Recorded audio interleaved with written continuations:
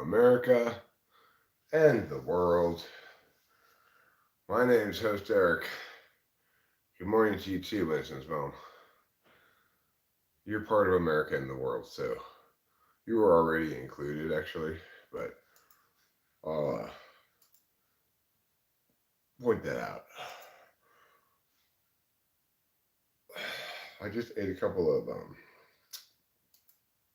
antacids because I've got a little bit of stomach acid thing going on right now.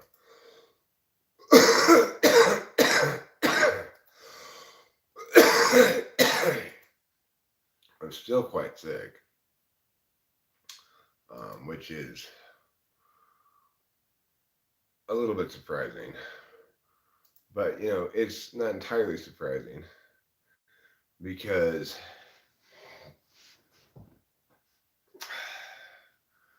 I keep trying to push through this rather than give my body really the time and opportunity to heal that it wants. Regardless, I got a pretty good night's sleep last night. Rachel and I slept together in the same bed last night, which, man, if it were just Rachel and I, it would be fine. But Rachel, Eric, and both cats is pretty crowded bed. So it wasn't my best night's sleep ever. It's mostly Trouble who's the problem. He likes to position himself in places that prevent me from rolling over. Okay. How'd you go, Mr. Man?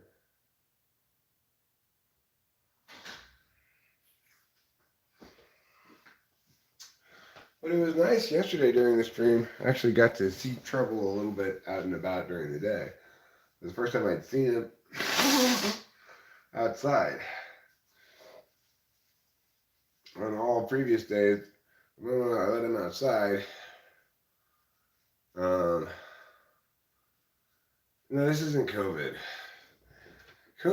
Was quite distinct, actually. I had it, so I know what COVID was. COVID, it makes everything smell like old Band-Aids, and you get really lethargic. Like, this is a classic bad cold, or possibly the flu or something. I've got I've got a pretty gnarly chest infection at this point. And my sinuses are still not, it's mostly moved to my chest, but this was my dad's shirt. This is one of the shirts that I took from my dad's closet that I happened to put in my suitcase instead of the pod. Where is my K? Well, if you organize your letters alphabetically, it's right after your J.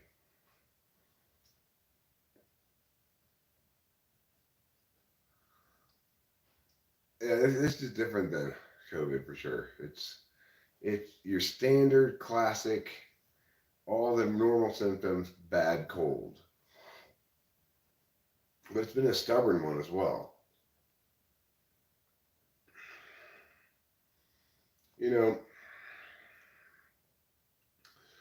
My body wants me to rest.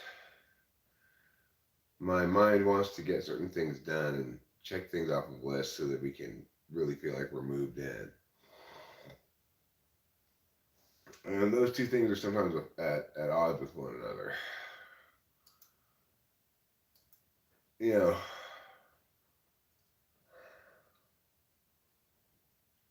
Yesterday was a little frustrating because we waited the whole day for the plumber and the electrician to show up. The plumber never did show up.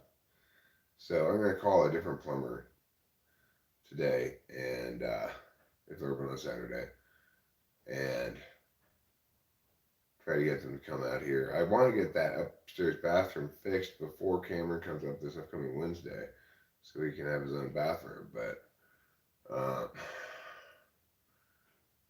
that might be a little doubtful. The thing is, I don't have enough information. I need to talk to a plumber, right, who's looking at the same thing I'm looking at. But I suspect we may end up it may end up being the best choice to simply replace the whole bathtub unit. You know, I did a little research on bathtubs last night, and the kind of bathtub that's up there is what's called an alcove bathtub. They're the they're like prefab 3 wall bath shower combo things, right? They're like the cheapest kind of bathtubs. So um, I'm not I'm not sure how he's even going to be able to find out where exactly this leak is coming from without removing some stuff, you know. So, but again, I'm not a plumber. I need to talk to a plumber. When the electrician came yesterday at like 4 o'clock, we were just about to leave to go to Merced to buy weed. And knock, knock, knock. I expected it to be the plumber.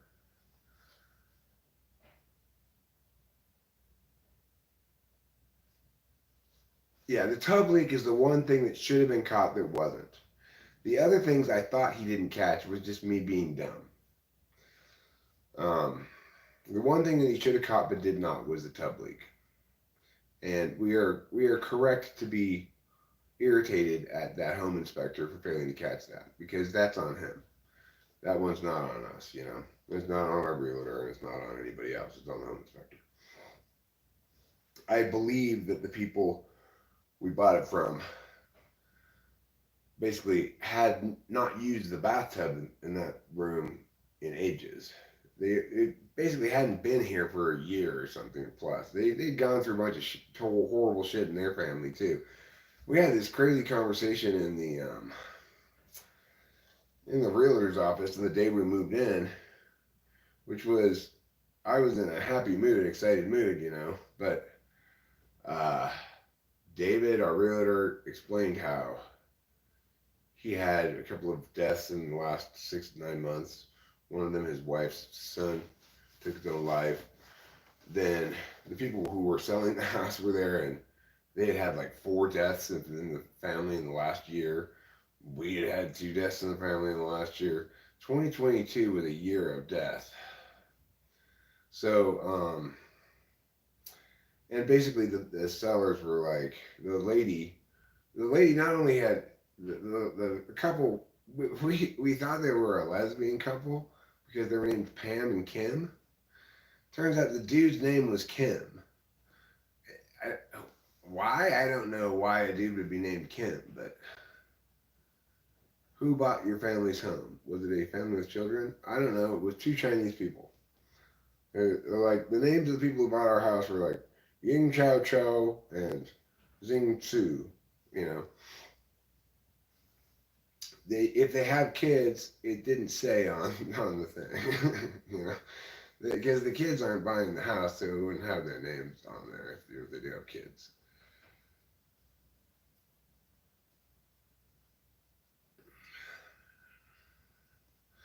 Yeah, well, this guy was not Asian. He was probably an ESTJ, about my age, and he sells those little wilderness cars. Sells, maintains, like has a dealership for those little wilderness cars. And it's such a great little wilderness car. It's so great. It's um you really it's hard to convey how surprisingly smooth the ride is. You're driving over all this bumpy shit, but you're just like smooth as silk. It's crazy. They got these super big shock absorb things underneath these springs, you know.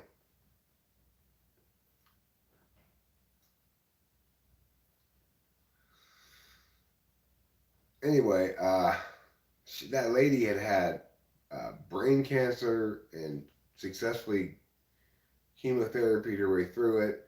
But then she says it's like one of the reasons why they were selling this house is she just couldn't. There's too many ghosts here. Her memories of this home involve all these people in her family that had died this year. Them all sitting here together, sitting out on the patio and whatever. And it was kind of a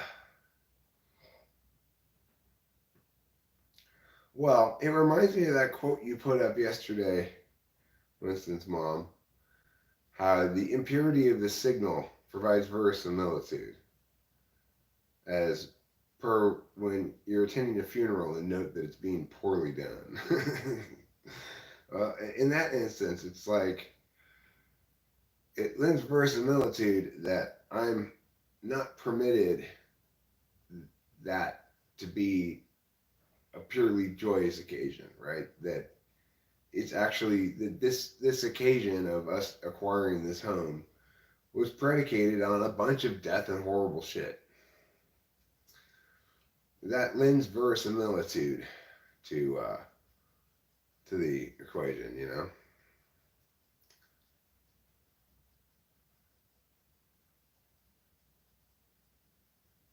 I should ask Les. Les is full of helpful information.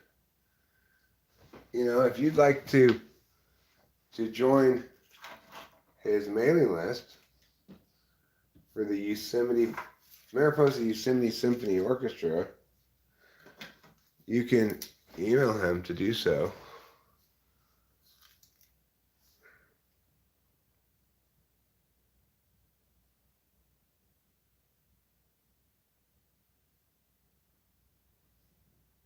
Okay, well, you can visit myso.live. That's myso.live.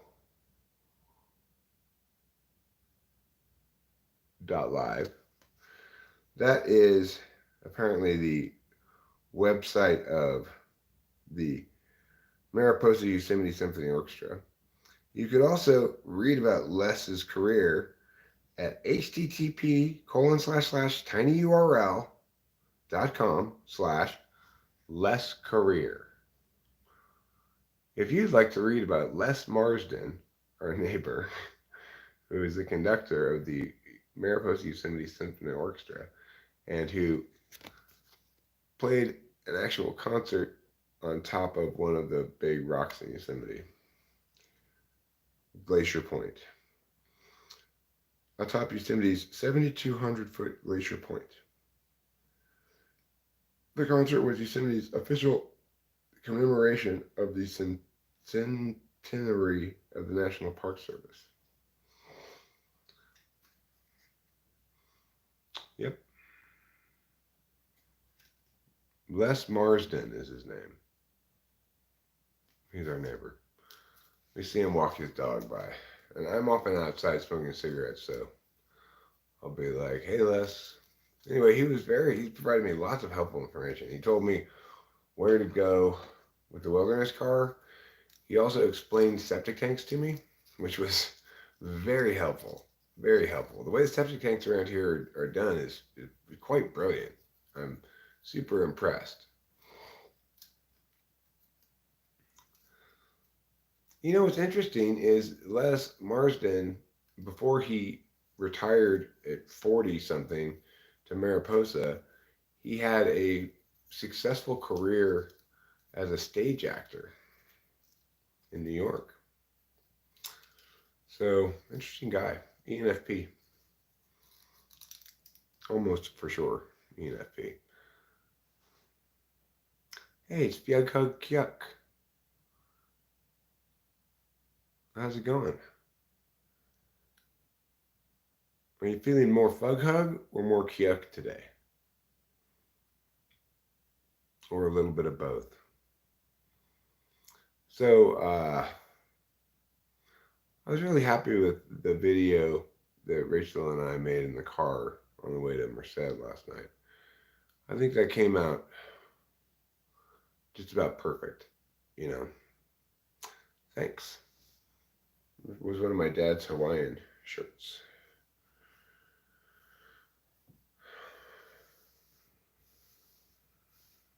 I like it too. Makes me feel like I'm in the tropics and the mountains at the same time. Where am I? Am I at Yosemite? Am I at Hawaii? I'm both places concurrently. Thanks to the magic of shirts. Yeah, he's a sweet guy. He's a very friendly guy. definitely an extrovert, um, and a friendly neighbor, and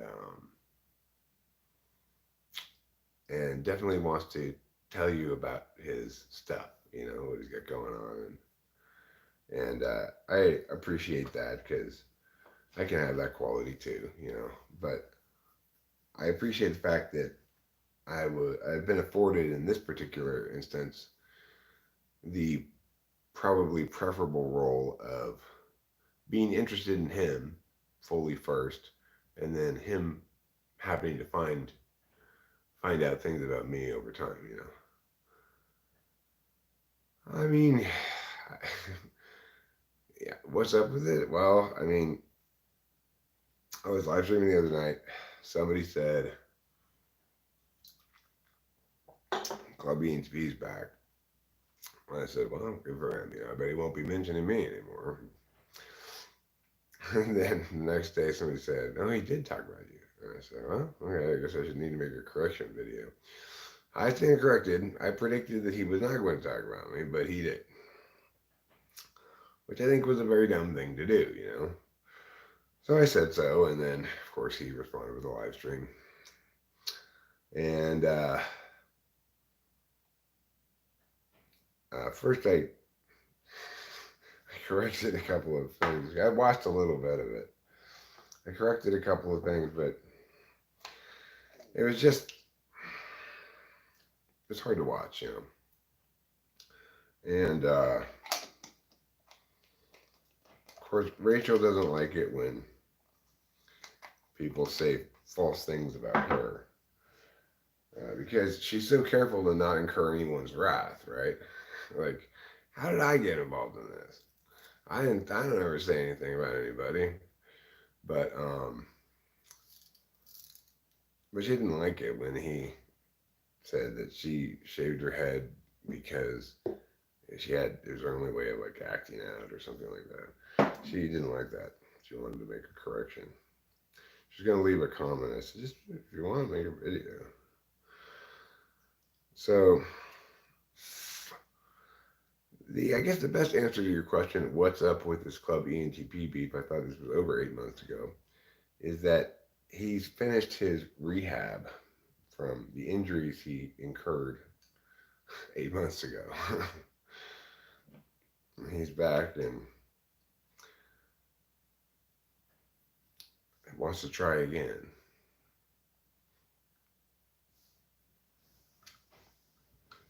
I'm nicer now than I was then, so it's probably safer for him now than it was then.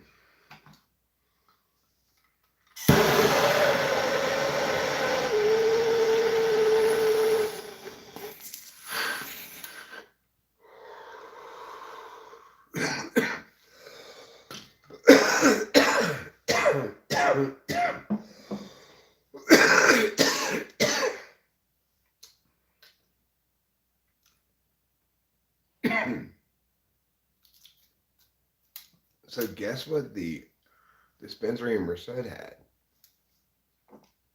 Federal OG.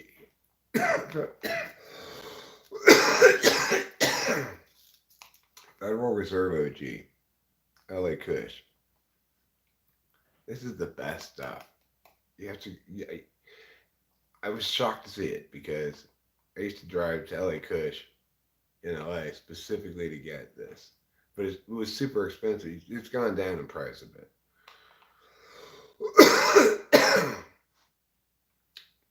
But it was so good that everybody wanted it, you know. Federal Reserve OG, yeah.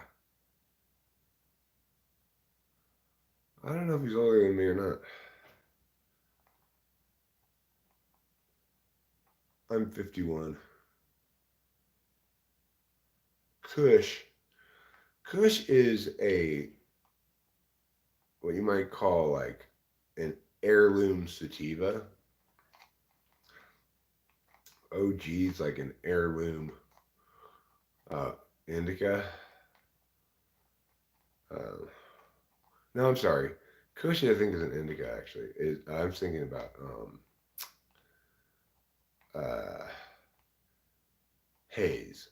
Hayes is like an heirloom grandfather strain of sativa.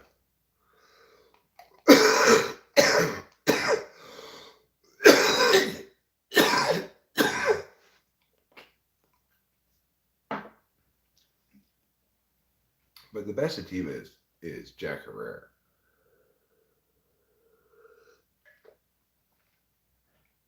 White Widow is cool. It's kind of similar to Skywalker.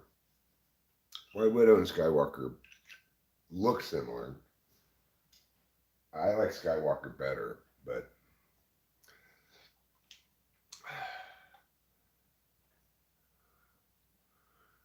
well, and, part of the reason why we made that video in the car, Jeremiah, is because of your comment saying don't don't feed into it. My point is, my goal is not to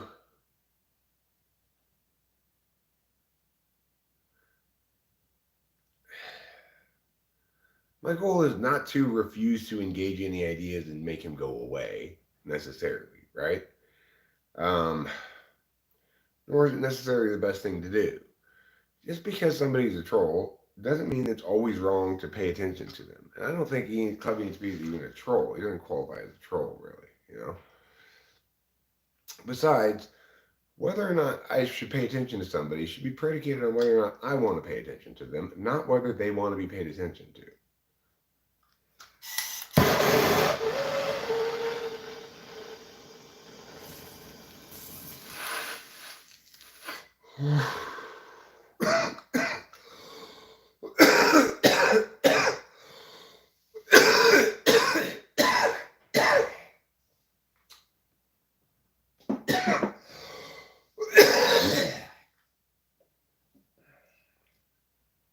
I love Northern Lights too. I'm a huge Northern Lights fan. You can hardly ever find any like classic pure Northern Lights.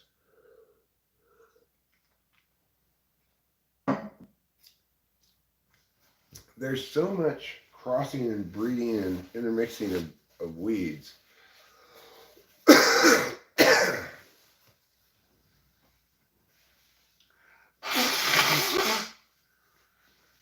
That it's hard to find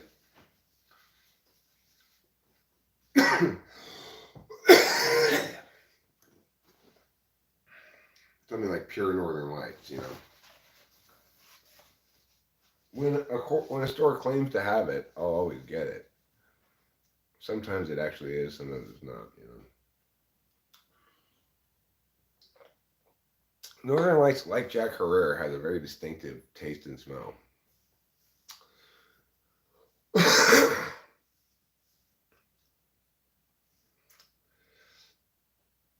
But I like Super Jack, actually, is my very favorite sativa. The Super Jack I got at this one store, anyway. It was always good.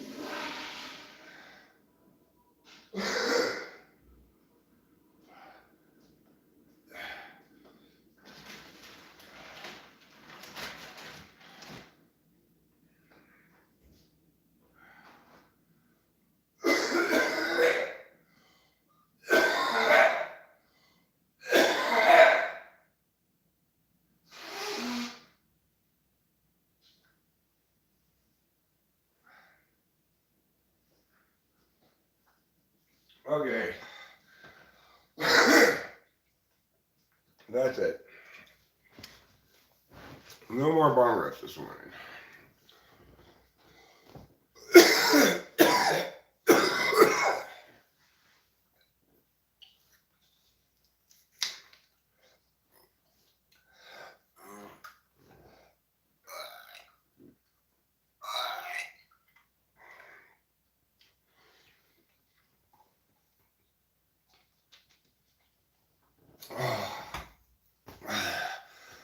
Well,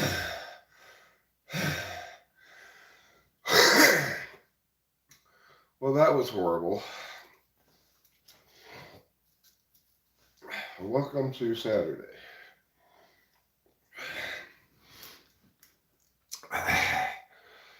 There. All better now.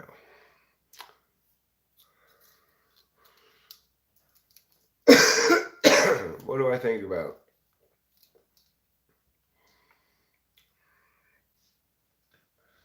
ISTJ, ISFJ compatibility? I don't think they're compatible. You got, each other's tool is each other's polar, so.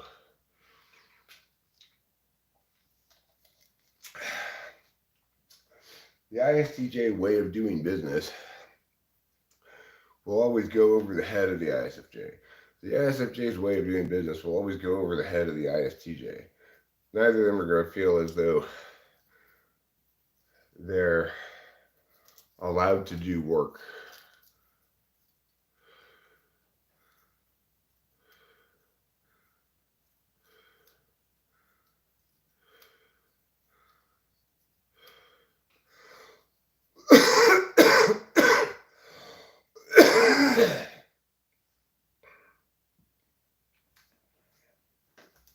Well, I'm okay now. It's just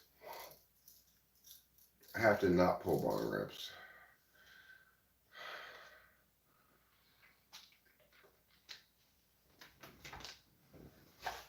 This cold has made it impossible for me to pull a bong rip without incurring Cough Fest 2023. So I'm just going to have to lay off the rips. ISTJs are pair well with ESFPs or ENFPs potentially.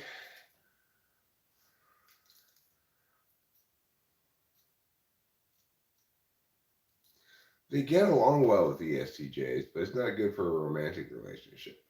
ISTJs and ESTJs are great friends. Like Cameron and my dad were good friends. My dad really liked Cameron. Cameron was the son my dad wished he had.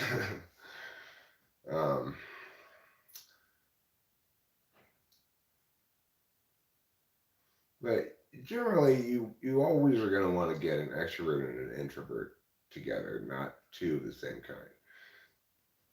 You can manage with two extroverts or two introverts.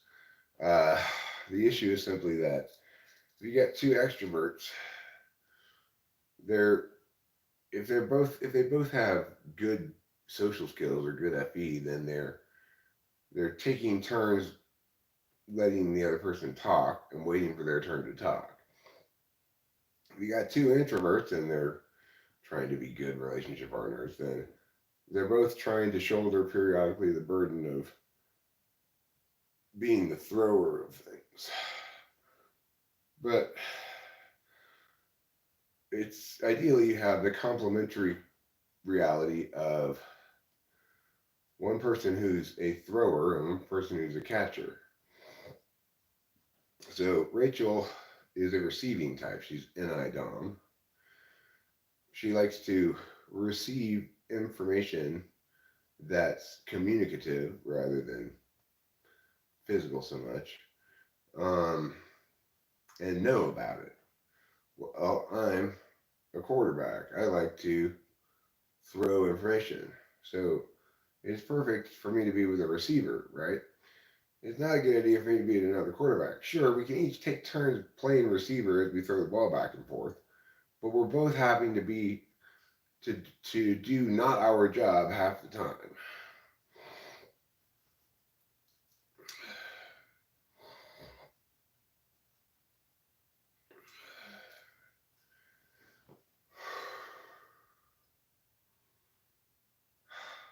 Okay, there.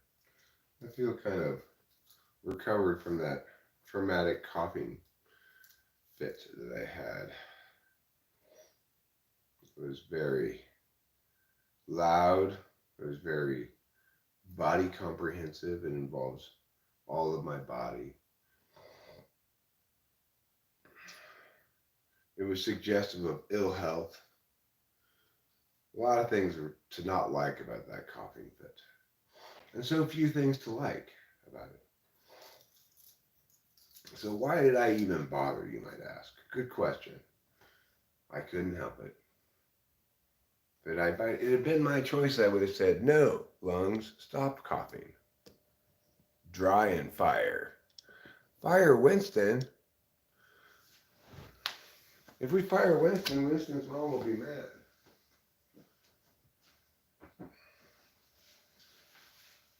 Okay. Dambe Pinan Shiganida. Does everybody know what Dambe Pinan Shiganida means?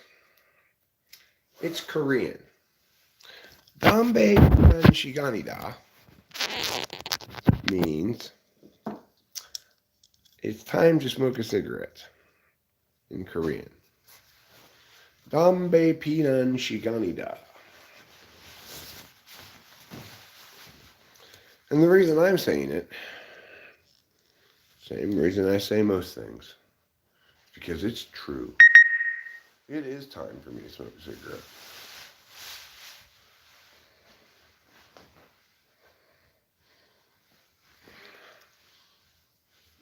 Okay, I've got jackets on. I've got my mushroom hat on. I will shortly anyway. Do I have cigarettes in my pocket? Yes. And a lighter? Yes. Wow, Eric, you're so well prepared to go outside. I know. It's like I'm some sort of expert on doing things.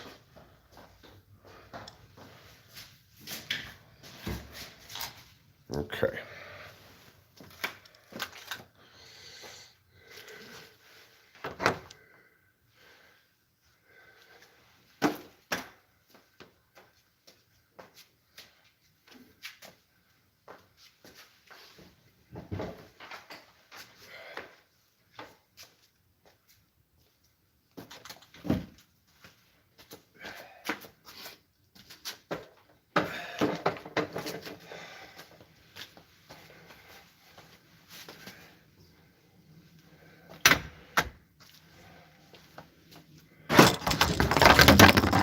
Damn it.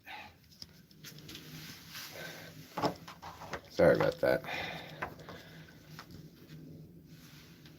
That's a little problem I like to call accidental fall over syndrome. When things accidentally fall over. Now, if I move a little closer, I should actually be able to read your texts.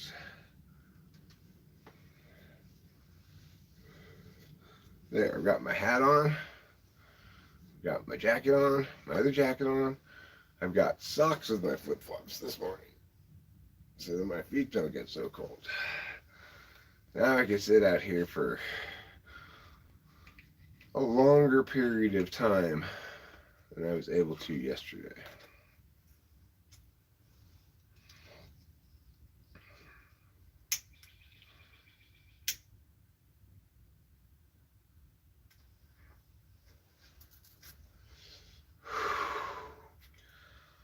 So,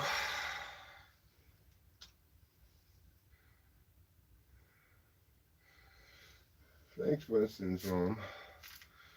Actually, I think I might turn it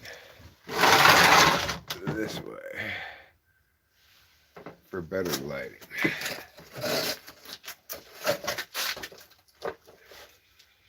Is that better lighting? It still does that weird, like, get bright, get dark thing, depending on whether I'm leaning in or not. Lean forward. Lean into this, okay? I want you to really lean in. Okay.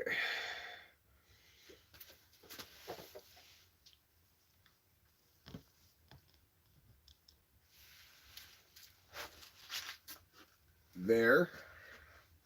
That'll do. I may not be the hero you were dreaming of. Your dry self needs fire. Yes, it will cleanse the dead brush from you. You've got too much dead brush. You're a fire hazard.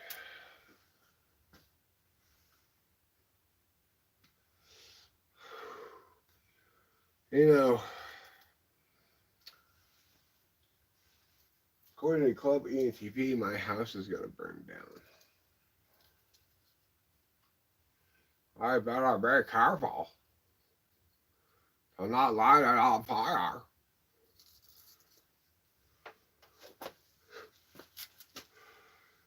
You need a creative spark? I've got a creative spark for you. Imagine yourself as a Martian living on Venus under the rule of the planetary government from Uranus. Now, picture yourself with a sandwich. Go. That's the creative spark you needed, huh? 6 months later, your Broadway play opened to rave reviews and sold out audiences. Stop doing that thing, phone. You see how it's doing that thing with the light? Like it can't decide what light it wants to be? I don't like that. I want it to stop doing that. Well, maybe by kicking the chair a little bit, it'll improve it.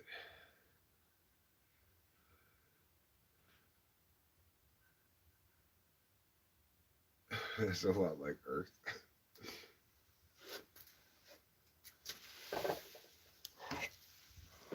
Let's see if I can get better lighting somehow.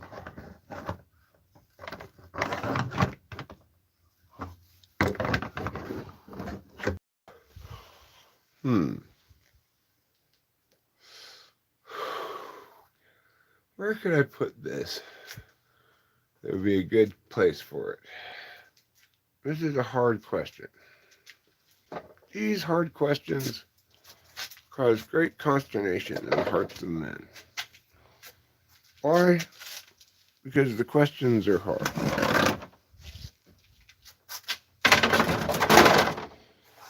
Okay.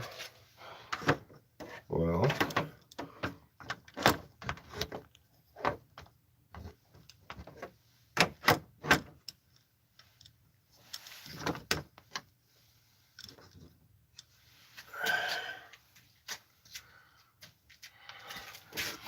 is that better? Yes, it appears to be better. Get a gimbal with face track, etc. What a gimbal with face track? I don't even know what a gimbal is. Let alone the distinction between a face trackless and a face tracking gimbal.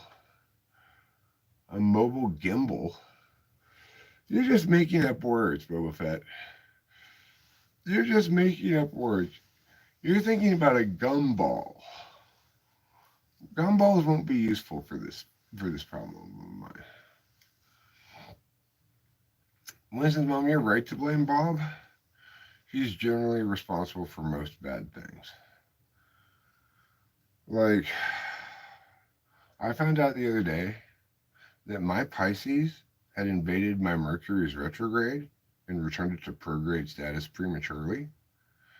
And that's why my penis fell off.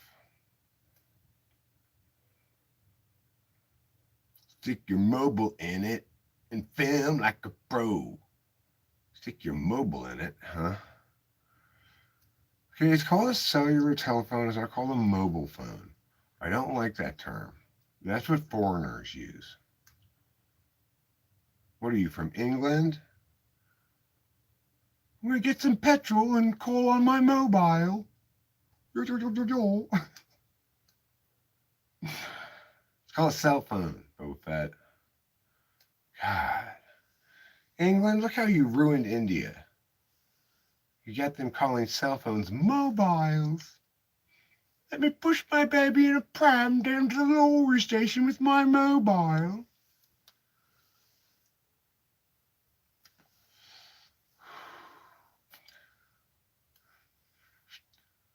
Yeah. My mobile phone isn't working really at all right now. I have to switch to Verizon. It's like Verizon is the only network that has coverage up here, it seems like. Is what I'm being told by people. So, I'm going to take the locals' words for it and switch my phone to Verizon. That sounds like a pain in the ass, you know. I'm going to have to go to a Verizon store. Yeah, and I want to keep my same phone number, but I don't know if I'm going to be able to do that. That'd be nice though if I could. Because this phone number is all over the internet, you know.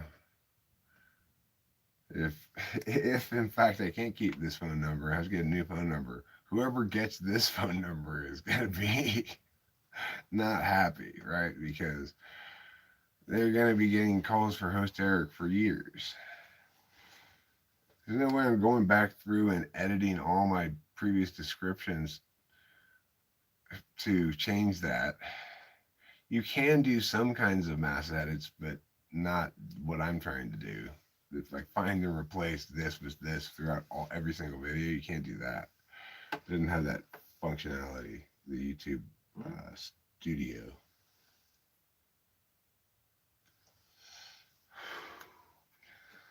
But I have the functionality to go get a beverage. I'm going to exercise that functionality right now.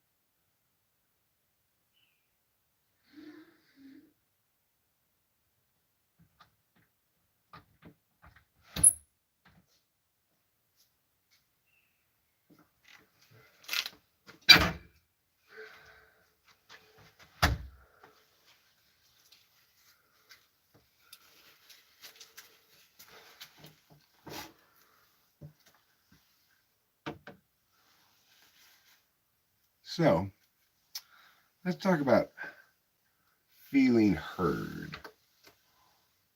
I'm going to have to go get my other glasses. These are too much magnification.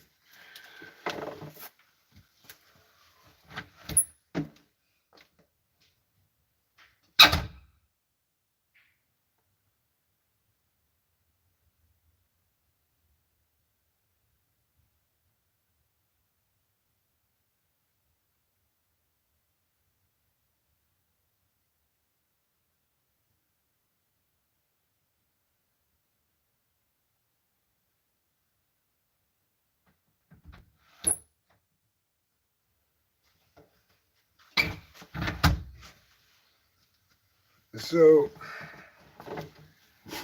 this feeling heard thing is something that I never really got until my dad killed himself, and I didn't feel heard by Delilah about my outrage when I thought I had been disinherited. Delilah didn't want to be bashing her grandfather, whom she loved, and understandably, and she didn't want to think about how and why I felt so strongly about it. So I didn't feel heard. But that's the only example I can think of where I ever want to feel heard. I want to be listened to, not heard. So it's like, I want you to be able to repeat back to me what I said. I don't care if you understand it.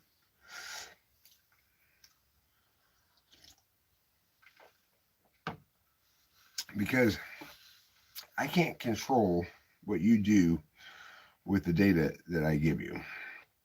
But I can make sure that the data I give you is the data you're looking at, right? I can confirm that you've listened to me. So the reason this issue of feeling heard is being brought up right now is because it's something that Club ENTP mentioned in his live stream, that he needed to feel heard. The thing is this. The problem is he wants to feel heard, but doesn't really know what he wants to feel heard about. What he really wants to feel heard about is, in my opinion, this is me speculating, is that the people who, in his childhood who called him dumb were wrong, and it was unfair of them to do so, and that he's not dumb, he's smart, and that etc. Right? Um,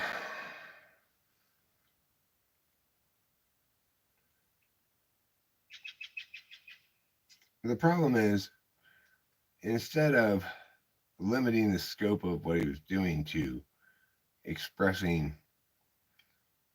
why this was triggering and how he wanted me to hear that he felt violated by it, but he didn't express that, right? He expressed instead that, you know, he instead of what would have been the much more effective way of dealing with me would have been to say, I have a lot of personal history with this issue of being smart. It's been used as a weapon against me before, and I find it really triggering, and I find it a deeply upsetting ontological attack. At which point, I would have no choice but say I should have been more careful with my words. But I still can't be responsible for knowing all of your particulars. What was the source of the falling out? Well, the source of the falling out was I didn't think he was an ENTP. And then after he kind of FE pushed his way through a sort of typing session with me on his channel, and I said, yeah, okay, I guess you're an ENTP. You know, it's like I was trying to be FE considerate or something. I don't know. But then when I said, okay, well, look, let's nail it down for real. Let's make sure we know what type you are. Just come, let's have a regular typing session the way I normally do it, and just we'll ask a bunch of questions. You'll answer them to the best of your ability, and we'll find out. You know, like I've consistently referred to him as an ESFP. That was probably a mistake on my part. It's certainly the one thing I feel very confident about is that he's TI polar. It's not inconceivable that he is an ENFP, but he's definitely not an ENTP, right? The thing is, he doesn't want to be listened to. He wants to be heard. And what he wants to be heard about is the fact that he's owning an ontology that of himself being clever, smart, creative, funny, etc., and that that's part of his healing process, and that by splashing cold and eye water on it, I'm hurting him a lot. You know, the best way to get to an ENTP or an ESTP is to tell them you're hurting their feelings, because we don't want to do that, and we're not very fluid about we're not very fluent in FI things, so we interpret people acting out their FI frustrations as the locutionary level of at the locutionary level of language. They mean what they say and say what they mean. Of course, that's generally not the case. People don't really mean what they say or say what they mean. They attempt to convey what they feel a lot of times, and words are often inadequate to convey that. Regardless, because of my cognitive function bias, it's natural that I'm going to think a preferable way of doing things, that I am interested that you've listened to me, which is to say, can repeat back what I said basically accurately without misrepresenting what I said. And then I don't have any concern about what happens after that, right? Because that's your business. I think that's a better way to do things, but it's it's a very TI centric way of doing things. Uh, it's a way of abdicating the capacity you have to evaluate how others are going to perceive you and or how others are going to receive X.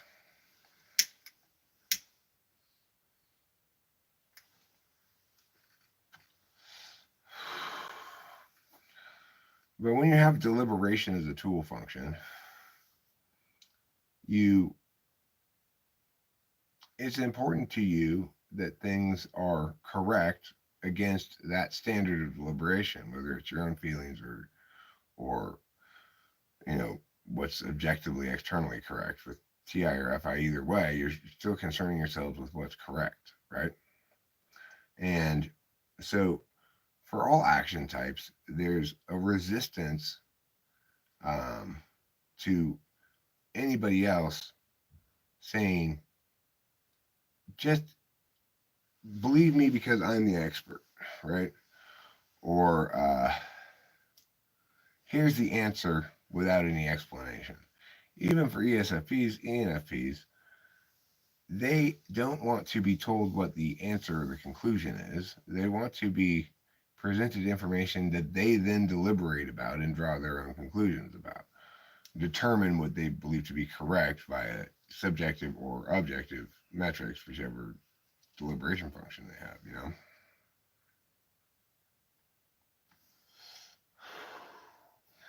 And of course, that generalizes. Nobody wants, typologically, somebody else to do their job for them. And the way you do your job is with your tool function. So, like, Rachel doesn't want me to FE for her.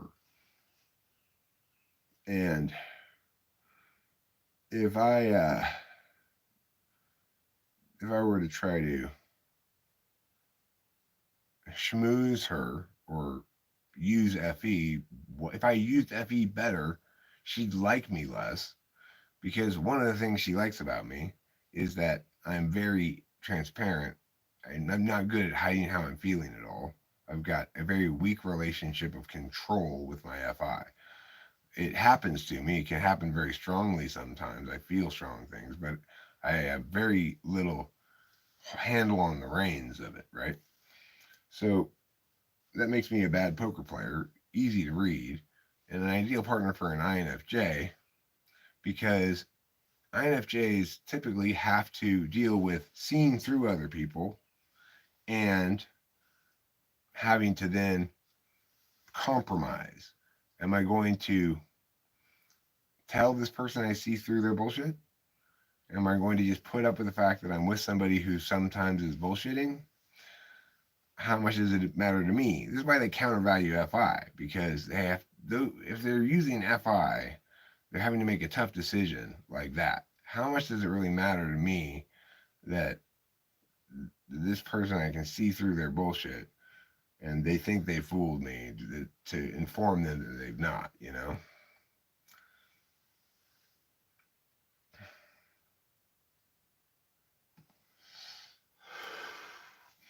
And the other thing is, when I say I understand people better than they understand themselves, what I'm really saying is cognitive functions correctly understood allows anybody who correctly applies analytical processes to understand anybody better than they understand themselves.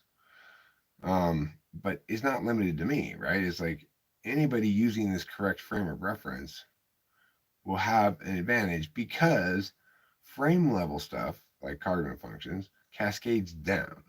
Case level stuff like your particular experiences does not cascade up. And that's why epistemologically it's correct to say analyzing another individual using their correct typological configuration to explain and understand them is how to be correct about people.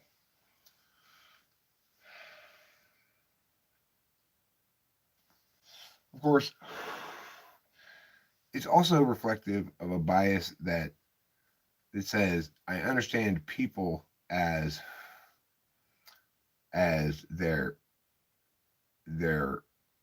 persistent identity rather than as their experiences.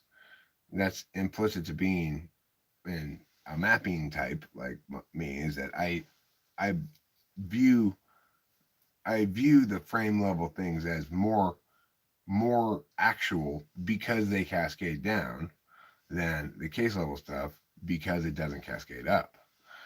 That's a very good reason to view it that way, but it's nevertheless also exactly consistent with my personal function bias, right? The thing that complicates the whole question is that I'm determining the scope of the claims I'm making. So, uh, when people when people object, they typically object to the descriptions of reality now, rather than which unfortunately makes me a character in this story too much, right? Um, and that's where people run afoul of me and what I'm saying is they don't like the fact that at some point it comes out that at least for the moment I'm more or less exclusively right. I don't. There are people who watch this channel and like Oliver Linehand's really correct about cognitive functions because he's spent his SI dominant function attention learning what I'm saying, actually listening to me and then remembering it. And he's not done a lot of NE stuff with it on his own, right? INTPs are going to want to mess with it. And they're going to find that it doesn't mess with well because I've spent so many years refining it and cleaning out all the bugs, right? And so then they're going to be bored with it. They don't want to be the recipients of something somebody else figured out. ENTPs neither. A lot of other types too. Action and deliberation types in general. They don't want to be handed somebody else's figured it out. They want to be the one responsible for figuring it out and throwing the passes. They're quarterbacks too, you know. So, so typically the conflicts over what I'm saying end up reducing into conflicts over me, what I'm saying about me, even though that's the last thing I want to be arguing about, right? I the point isn't that it's me that's got this right. The point is that the correct explanation for things, and then the problem is you can't you can't get you can't Google it and determine that I'm correct by Googling it.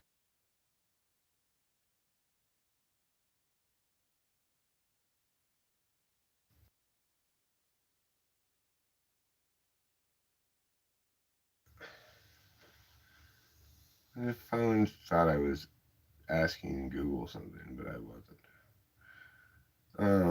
The only way to determine that, in fact, I'm right, both about my claims about cognitive functions and about my claims about the exclusivity of the correctness of this explanation, um, you'd have to actually do the intellectual work. And, you know, I'm a professional debate coach. I know how to make cases and I know how to model things, etc. You know, it's a highly specialized field, and most people can't do that work themselves. So then I'm compelled to convey to them, well, you should listen to what I'm saying because I'm so well qualified to be right. People really don't like that because it's self-aggrandizing. Um, but nevertheless, I truly do believe what I'm saying here about both cognitive functions and about the fact that it's important that we use the single correct interpretation of it, and that there is a single correct interpretation of it, and that interpretation is exclusive of that or contradictory to that are wrong and should be jettisoned. I am saying those things, right? And I do believe those things. But it's not the sort of thing that inspires credulity. It inspires incredulity. How could it be that this one dude on YouTube talking about what everybody basically perceives as pseudoscience be claiming that Jung actually cracked the code to all great philosophical questions, and he just didn't do it cleanly. Because it's like, remember, the thing I'm presenting as the correct explanation is not my idea. It's Jungian cognitive functions. And the claim I'm making is that nobody prior to me had correctly debugged Jung's genius concept. And I believe that to be absolutely the case. Now, so it's a topic of significance. I mean, it's important regardless of whether I even want to talk about it. It's a topic of interest, and yet it's also the truths I have to tell about it are almost unavoidably alienating, because since the vast majority of people are not equipped intentionally to actually parse out exactly what I'm saying and verify for themselves with deliberation that is correct, then the vast majority of people, if they're going to agree with me, are going to have to agree because they intuit that I'm correct, or because they believe I have sufficient expertise and authority to cede their deliberative processes to me. That's suboptimal. Let's call it that. That's suboptimal. But that's the pinch. That's the bind you get in. If you're gonna be an outlier in some fashion, curve surfer or whatever, then you're gonna not be misunderstood by your contemporaries a lot. And also, you're going to have your contemporaries reject what you're saying a lot. But beyond that, cognitive functions explains to us that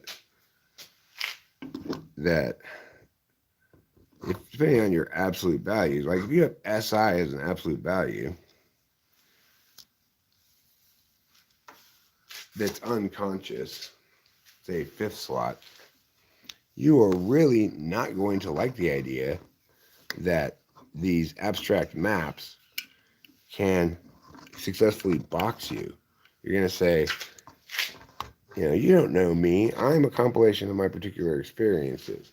No map can more correctly describe me than actual personal happenings, right? Well, it's more correctly describes you insofar as it correctly describes why and how your particulars play out the way they do. If I were to write an autobiography of you, I would be incorrect to simply write about your cognitive function stack. I'd need to actually reference your particular experience. But, it's like, that's not what I mean when I say I know somebody better than they know themselves. Like, Club ENTP doesn't know why. Okay, like the thing about the dumb thing, right? So he said I lied when I said he was dumb because he has these three definitions of dumb, which are all definitions linked to the deaf, mute, and dumb kind of dumb, unable to speak. So he gives three different definitions that are all basically the same, relating to the inability to speak. and says he can clearly speak, and therefore I was lying, right? Of course, I didn't use the word like that at all. I didn't use the word dumb to mean he couldn't speak, and nobody thought I did. You know, uh, it's insane to use a definition from an 1802 dictionary, which I believe was the year of the dictionary, and to think that equivocating so brazenly proves that I lied about something. You know, what do you do with that? You know,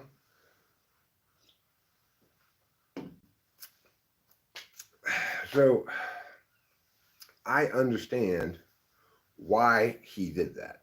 He's TI polar. He doesn't get TI at all. He clearly does not understand that he's TI polar or what that means because he thinks he's an ENTP.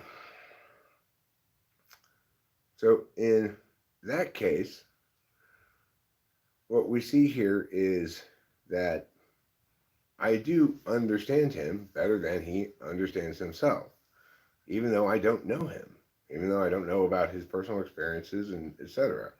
I I do know why he thought that was a good idea. It's like I call him dumb, and he says he proves that I lied because he can speak. Is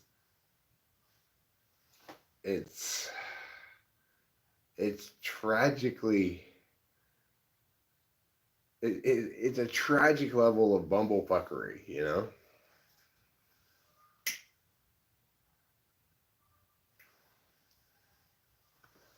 But of course, no, I'm talking about a certain kind of understanding, the kind of understanding that explains why. If I wanted to understand what's a good thing to get him for his birthday, then my approach isn't going to be a good one, right? Because I'm not trying to explain things, I'm trying to make a decision.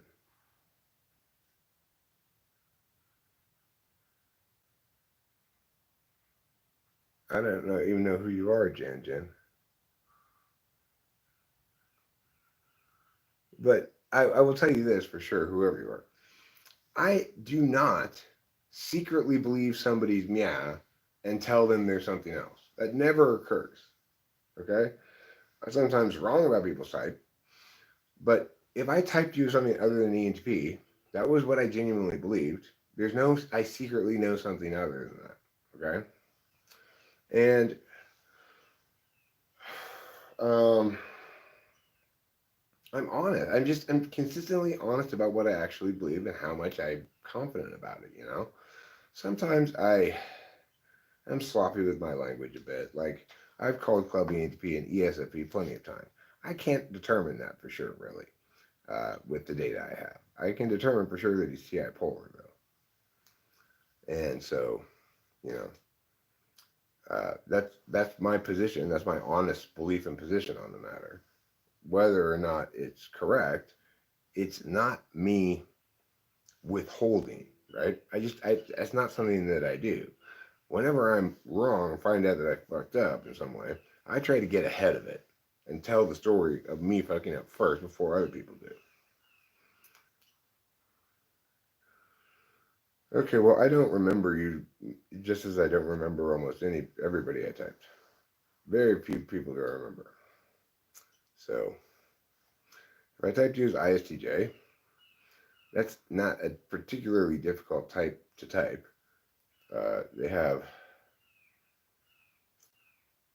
They can be a little confusing sometimes, but um, no, Boba Fett. TI polar definitively eliminates the NTP.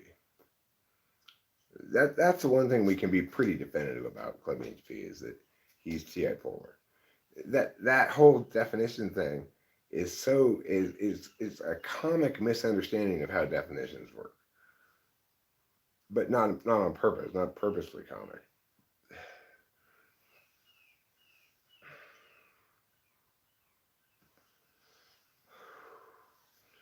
Well, good. I'm glad you remember me. Um, Yeah, I've typed too many people to remember everybody I type. It's like as soon as I've done typing somebody, I've pretty much forgotten about the session, unless they're unusually hard to type. Then maybe I'll think about it for a while afterwards. Like, what the hell was up with that person? Why couldn't I figure out exactly what type they were? Because of these apparent contradictions and stuff. Then sometimes I'll think about it for a while afterwards. But by and large, I don't have SI storage space devoted, allotted for that kind of memory.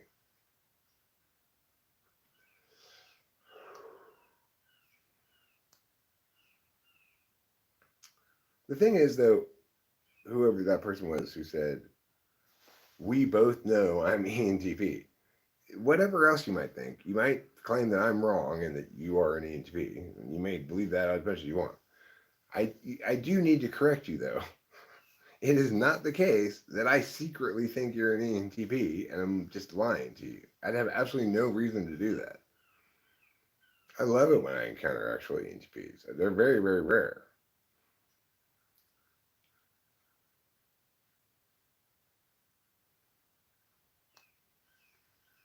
It's like Club ENTP said the same thing about me. He said, you know that I'm an ENTP. Eric knows I'm an ENTP. I definitely do not know that. I definitely do not believe that. And I'm not just bullshitting or something. The reason I can sustain the kinds of claims I make about being the most correct about this is because I don't do shit like that. I never do shit like that.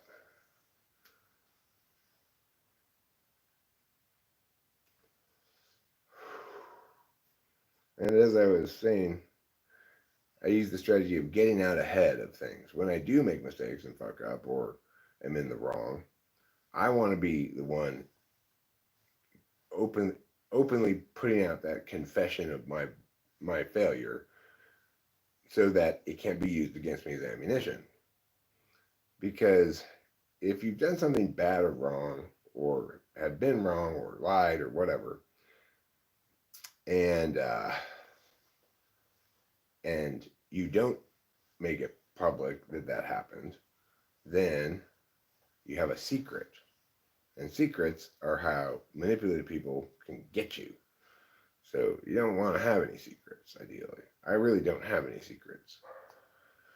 And therefore, anything anybody says about me that's true, either I've already been accountable for it, I went out in front and actively, proactively became accountable for it, or it's a lie, or it's just somebody trying to take me down a notch with insults and defamation or something, you know.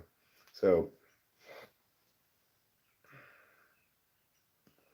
that's why I'm so rigorous about being honest. It's not because I'm such a good guy.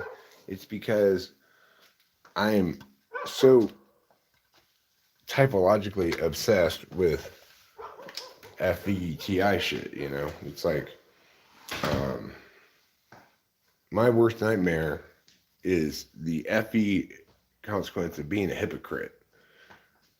My worst nightmare is I'm saying all this shit and then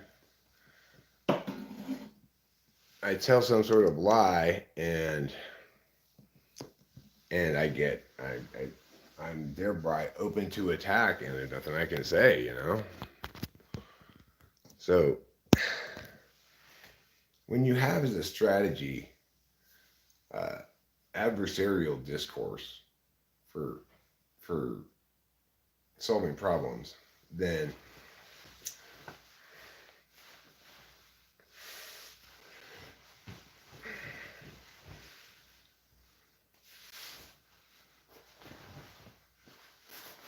then you obviously expect and want to prevent giving other people ammunition to use against you. The adversarial discourse is the engine of it, the ammunition used in it is all about correctness, truth, etc. You know, falsehoods will always be used against you. Wrongnesses can always be used against you. Um, Overreach can always be used against you. I'm guilty of overreach sometimes. I'm not perfect by any means in my discourse. There are things people can critique me about. The thing is, other people aren't very good at determining where they can get me. So even when I do make a mistake, like I said, I get out in front of it. But even if I didn't, they probably wouldn't have have caught it anyway. I was just saying, I don't know. It seems alright, but does fit the entertainment showman ESP stereotype. But then could be just stage persona, playing introverts who also step on stage. He's not an introvert. He's not an introvert. Uh,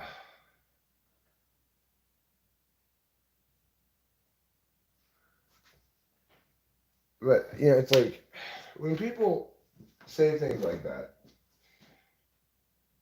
where that we both know I really am a meow.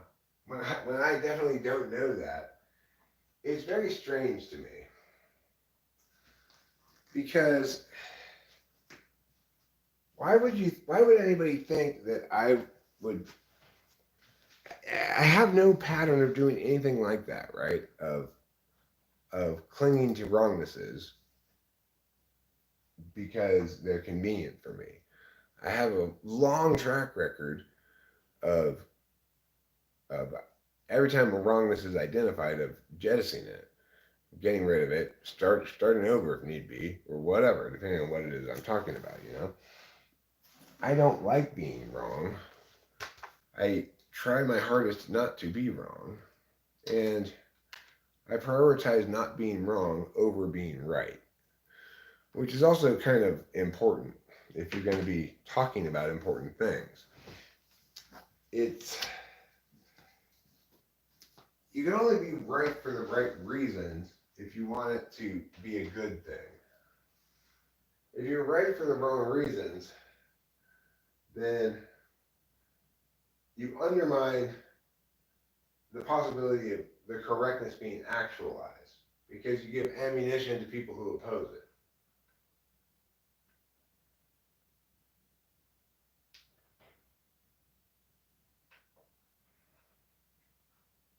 Turn on.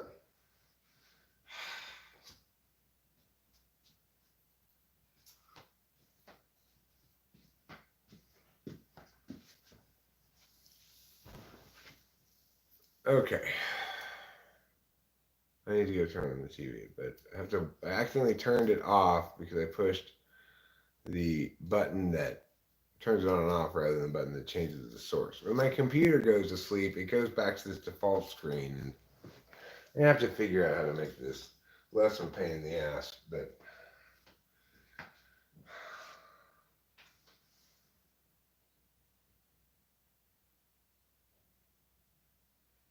okay, now the TV's on. Come on.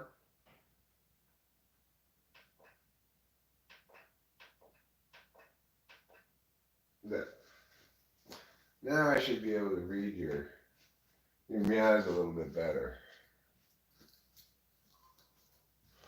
Would you like to read my meows? Yes, I'd like to read your meows.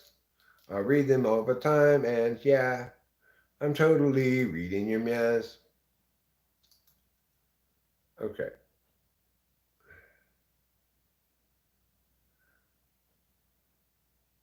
Thanks, Miss Fortune. Thanks for saying my shirt is boss. That was a word my dad went through a phase of using this too as well. So I appreciate that because this is my dad's shirt. I remember Dave Porter and I were eating in my house for dinner one night, and my dad brought out cheese at the end of the dinner. He said, "You guys should try this. This is some really boss cheese." And Dave Porter and I both thought that was hilarious.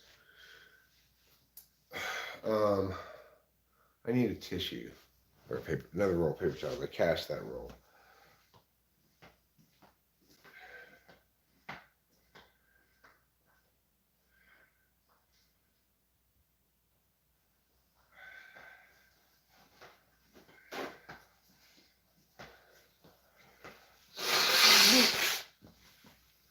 Jeff Shaw-y. That's a good adjective. It conveys a lot of information. Oh, I know what you mean now. I know what kind of person it is. She's a Jeff Shaw-y person. All right, let's see what's going on up there. I don't know whatever happened to that guy. Yeah, he did come in and drop dollar bills. I said, well, yeah, okay, fine. If you're gonna give me that much money, you win. You know,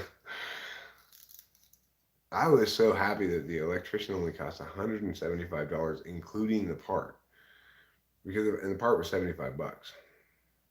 So, it's a bit of a trek out here to our house.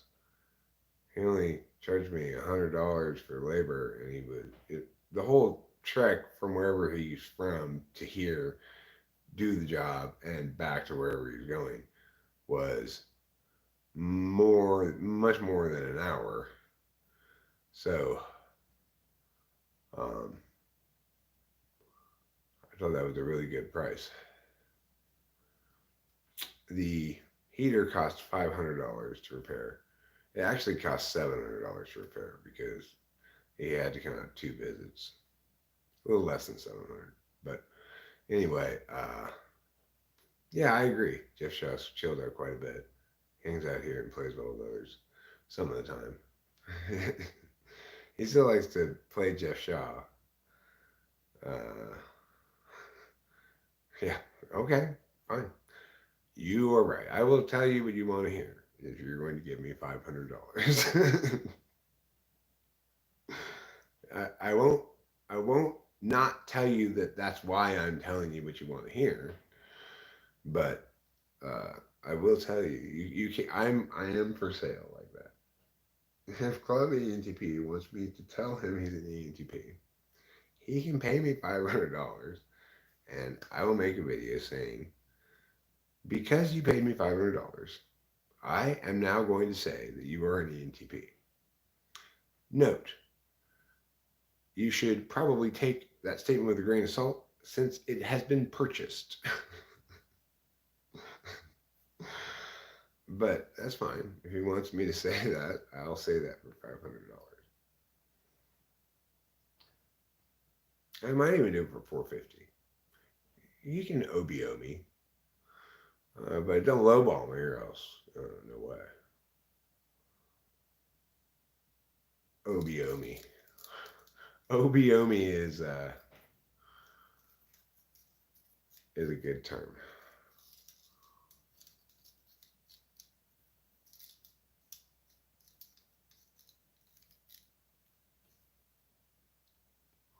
Ah, yes. The clarity of glasses. I can pimp you out to your hate club if you'd like. Huh, that sounds like a good idea. All right, guys, if you chip in enough, Eric will come to your Discord server and you can insult him for 15 minutes. And he'll listen to it and be like, oh, you really got me. Oh, gosh. Kind of like, it'll be like a stripper at a bachelor party. You can pretend, but that's it.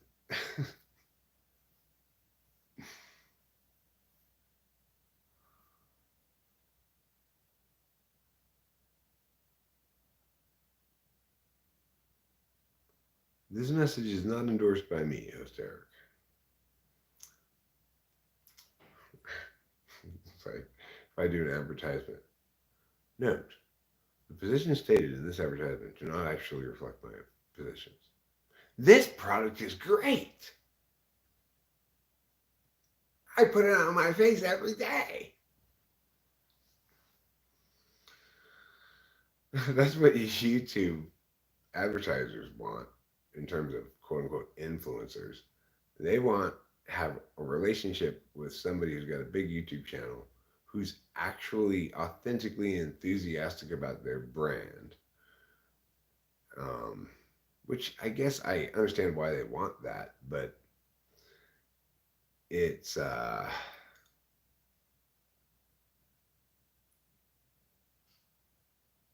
mean, it's just a recipe for brown nosing, right?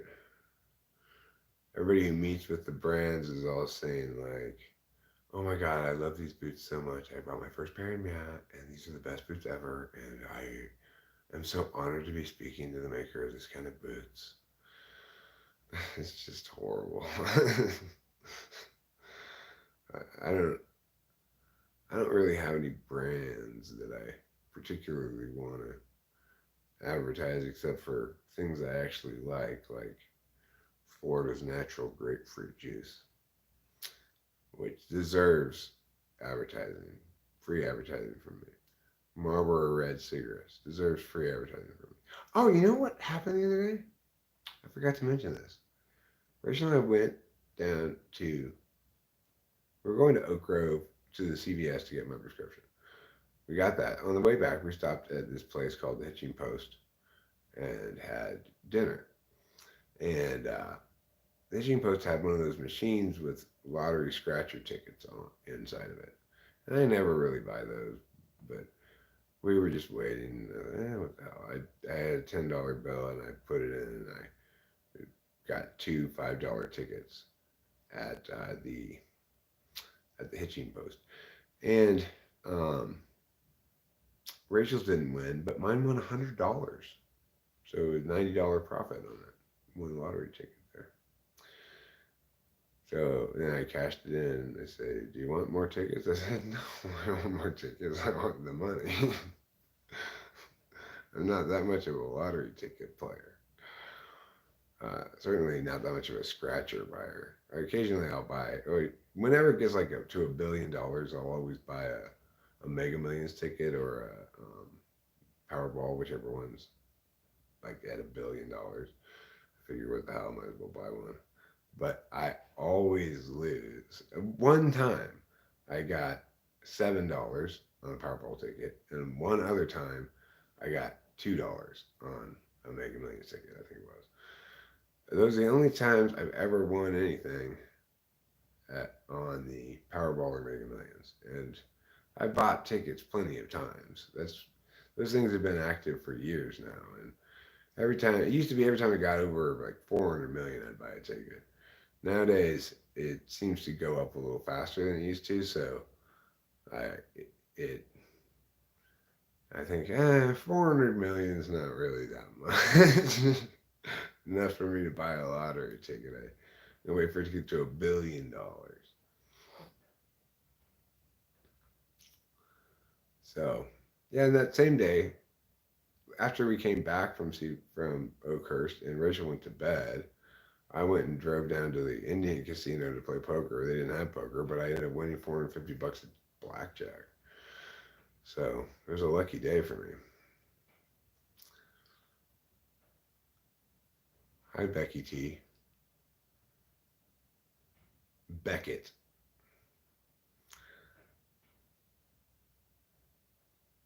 I like Oyo Como Va. Mami Mia. The song was written by a famous songwriter of Puerto Rican descent. Was it Chai Chai Rodriguez? Did Chai Chai Rodriguez write that song? I had no idea Chai Chai Rodriguez collaborated with Santana. Oh, Tito Puente. I know Tito Puente. Tito Puente wrote Oyo Como Va? Not Santana? I did not know that. Do you know who Chai Chai Rodriguez is, though, Jan? Do you know who he is? You should. Do you? Okay, well, you love to dance, Becky T, but do you know who Chai Chai Rodriguez is?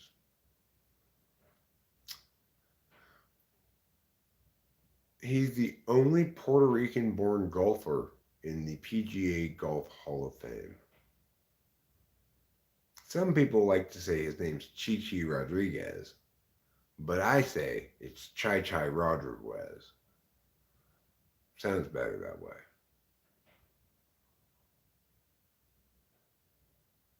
Tito Puente was a percussionist primarily.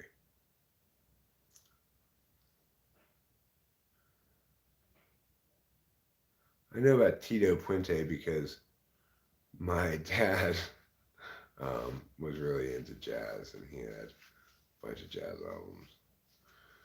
I tried to get into jazz when I went through this period in junior high where I was trying to be sophisticated, but I just never could get into it. I just didn't like it, except for the good stuff. I was right about music even as a little kid. I knew what was good and what wasn't, but I wasn't right about how I should ignore everything but what I actually like. I try to like things that for wrong reasons and just fail completely because it was bad music and I didn't like it. Carlos Santana has a shoe brand.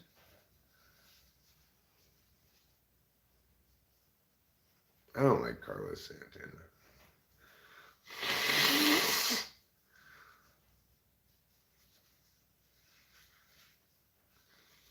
I mean, I guess that song that he did with the Matchbox 20 singer is okay.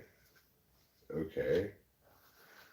But, you know, anybody whose calling card is like, I'm a shredder on the guitar is going to invariably make bad music.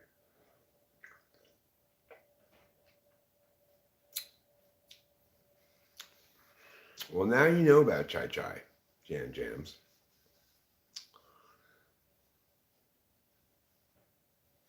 Tiffany has strong opinions about Chai Chai. Who's saying okay classical Santana?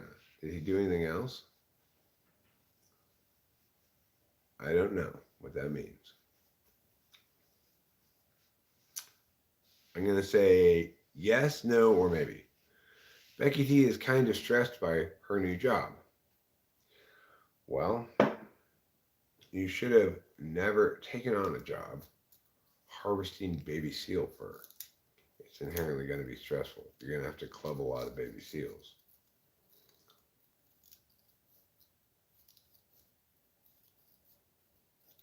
Oh, I guess Santana sang himself, but I think of him primarily as a guitar player. Like he liked to include guitar solos of his.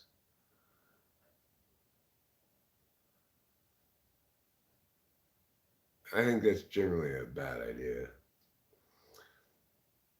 If you look at Rubber Soul, which is possibly the most perfect album ever made, look at the song lengths. Like everything's under 3 minutes. A lot of stuff's like 2:22, something like that. And yet there are these complete, fully realized genius songs, one right after another. Not a single mistake on the whole album. What is there very little of on that album? Guitar solos. Guitar solos are a bad idea. Solos in general are a bad idea. The idea that now let's watch this person show up on their instruments is a bad idea. That's not how to make good music. The Beatles understood this.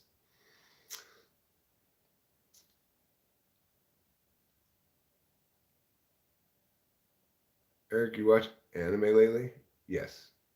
I have a recommendation for you. I recently finished and absolutely shocked, by the way, in the best possible way. Well, please tell me what it is. I am very interested in watching good anime. I love good anime. Well, Santana is a good guitarist. That unfortunately means he's a bad artist.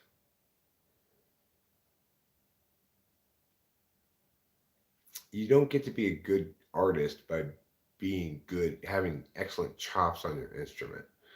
It's, it doesn't. It doesn't. Those two things are different things. Because a recorded song is a distinct entity that you release into the world, and people engage it on whatever terms they want, right? But to the extent that you can exclude your own fart smelling, you're wise to do so. I'm sure Santana was very pleased with his difficult guitar solo, but that's just him smelling his own farts, you know? It's like, take a band like Fish or Blues Traveler, where they're basically jam bands. Unavoidably, they're not good accordingly because they're making art wrong, not because of any other reason. They might be good at playing the show and entertaining an audience. That makes them good performers potentially, but they're not good artists.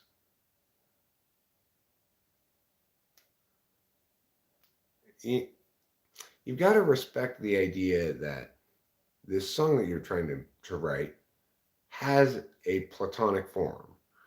It has a certain number of recurrences of this part, a certain number of recurrences of this part, a bridge here or something, and and a complete identity that should be, when you execute recording it, it should have everything that should be there and nothing that shouldn't be there. And that's the only way you can achieve transcendence musically, is when every little detail is just right. It's never a good idea to to to require patience of your audience. It should be pleasing, delighting you from the first second to the very last second, and never overstaying its welcome. Granted, that's incredibly hard to do. Uh, I'm happy that I understand at least the necessity of making short songs, uh, recording short compositions, because very, very, very few compositions actually warrant, say, 4 minutes of song time. There are occasionally ones that do. Certain bands can kind of get away with long stuff, like LCD Sound System, because they're doing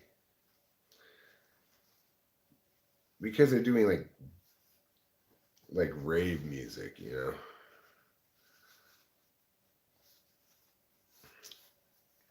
But even then, uh, I had to I have to a lot of times skip to the next LCD Sound song system song before the current one's over, because they have this extended unnecessary stuff.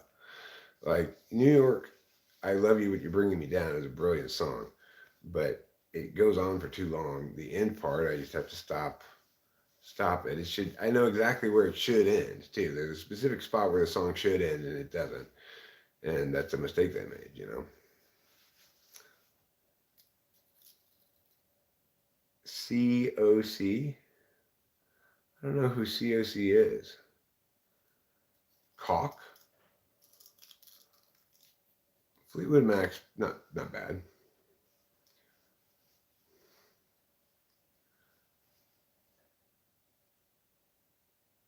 Not cock. CCR. Oh yeah, CCR is great. I agree with you. I like CCR. They've got a lot of good. It's called Monster. It's on Netflix right now, and it's freaking amazing. It's about a neurosurgeon who unknowingly saves the life of a psychopath. Story with a lot of moral ambiguity. Okay, I'll check it out for sure.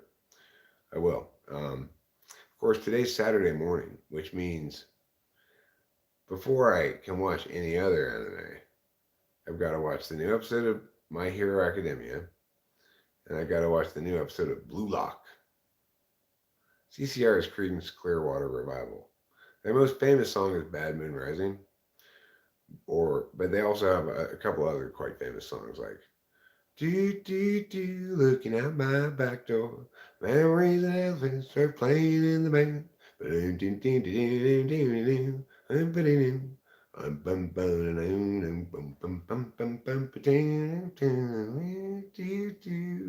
out my back door.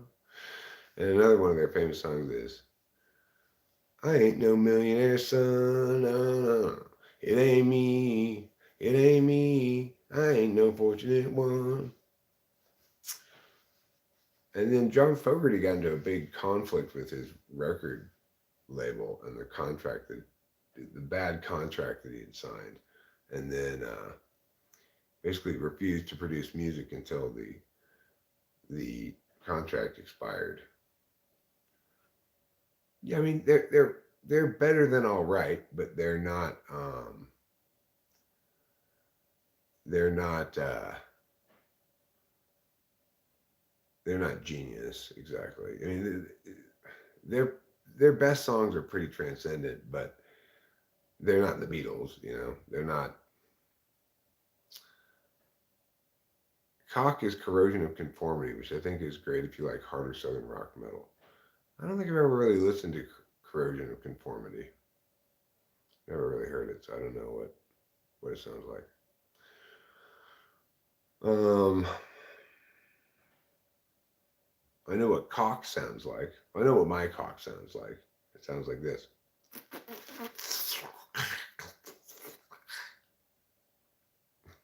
It's the sound of my ejaculate spewing. I love to song, but don't really play instruments. I love to dance too. Well, I'll tell you what. I'll sing a song right now, and you dance to it. Okay?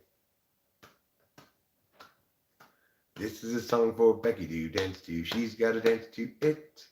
Round and round, toss your partner into the air, fall to the ground, and then you'll know that you are dancing well. Oh, come on, Becky T, do a little dance for me. Dance with both your knees and feet. Come on, Becky T, do a little dance for me. Raise your arms up in the air and raise the roof. Woo, woo.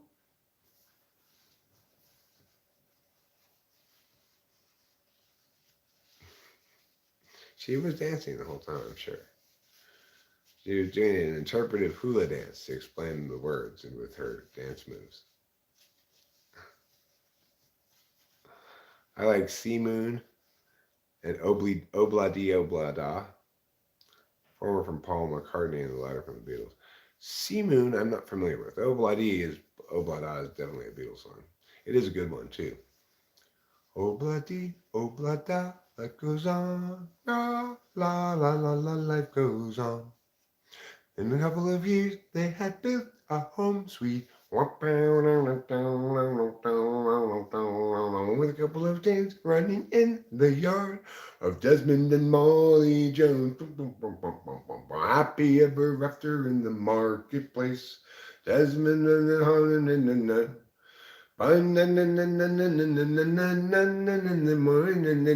in the band. Obladi, Oblada, that's a really good song. Yeah. Beatles songs are like that, you know, they imprint on you deep because they're so transcendent. What do I think about David Bowie? I don't really like much of his stuff, but he had some good songs. It's, you know, let's dance, put on your red shoes and dance the blues. And if I say run, oh run, yum, yum, yum, bum, bum, bum, bum, bum, bum, bum, bum, bum, bum, bum. I don't really like Bowie, but he does have songs that I can easily remember. The most interesting thing about Bowie, in my opinion, is whatever happened to Little China Girl? Why aren't we ever hearing that on the radio anymore? Is it not on anybody's playlists? Is there something wrong with the lyrics to Little China Girl?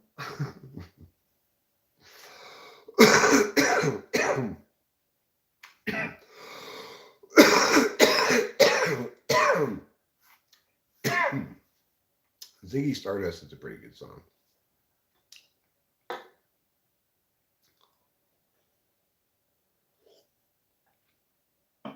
So is Major Tom, the Bowie one.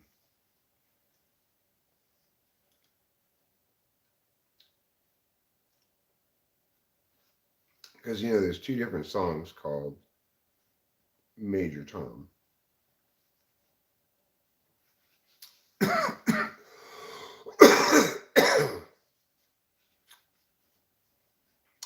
Well.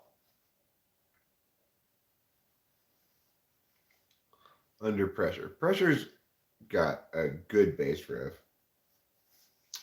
And Vanilla Ice had to pay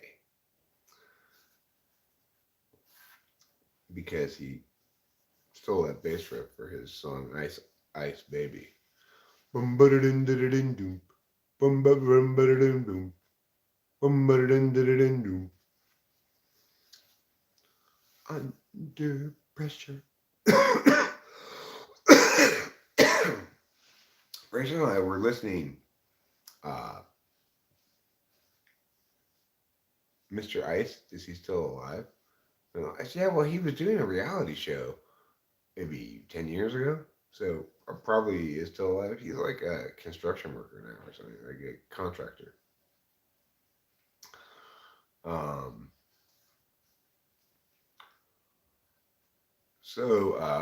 Rachel and I listened yesterday to, on the way back from Merced,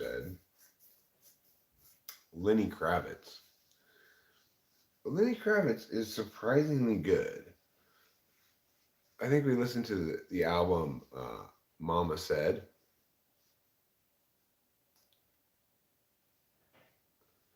Eric, I've never listened to Ronnie James Dio, but his song Holy Diver is amazing. I'm probably familiar with it. If it's on the same album as Rainbow in the Dark, I listened to that album as a teenager. Just a rainbow in the dark. Bum, bum, bum, bum. Which makes no sense. How could there be a rainbow without light refracting through water? You can't have a rainbow in the dark.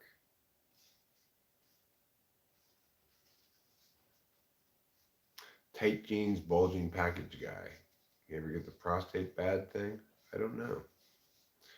I've not researched Ronnie James Dio's prostate. And that's on me. That's my bad. I should have been researching that for years now. My mom loves sad music sometimes. Well, saddest songs. Let's play this game again. Saddest songs.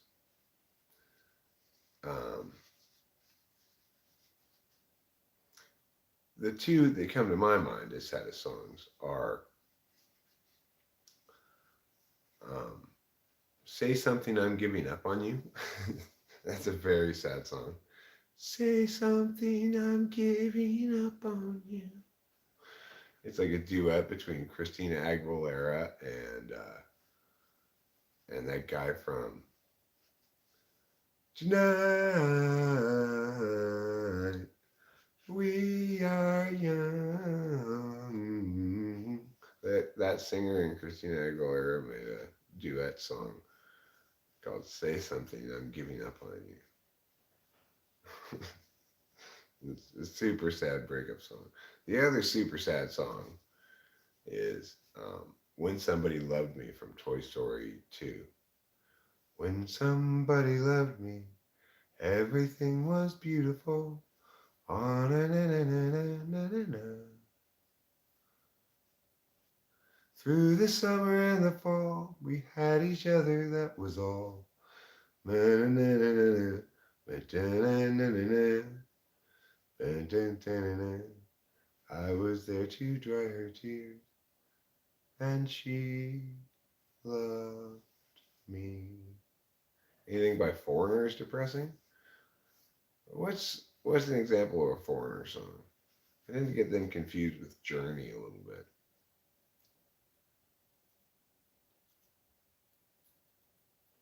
Where's Cumberland Plateau? I don't know. In Cumberland? Jukebox Hero?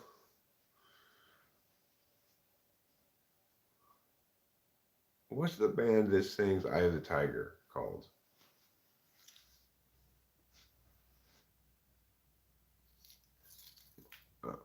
I've been waiting for a girl like you to come into my life. That's not a good song.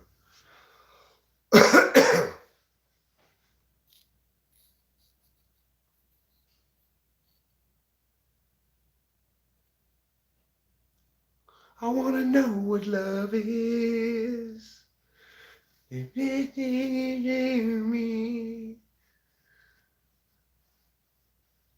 Yeah, it's a terrible song too. You know, another terrible song that's not sad, just sad that it's so terrible, is Sitting on the Park Bench.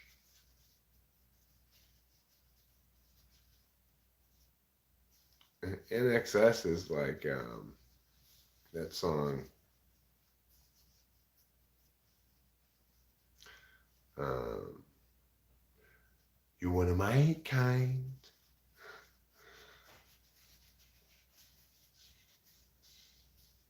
Cold as Ice. That's another foreigner song. And she's cold as ice. The song from Armageddon. I think it was Aerosmith who sang the song. I don't remember the song from Armageddon.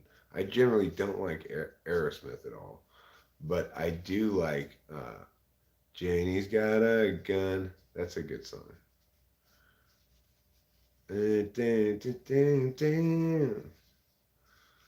Um, Other sad songs though. I'm trying to think of sad songs.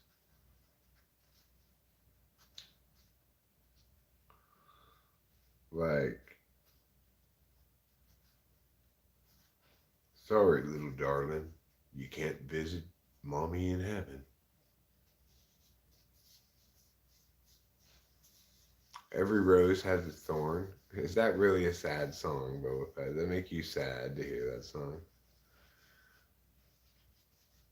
Like, there's some sad Joni Mitchell songs too that are really sad. Like, I wish I had a river I could sail away on.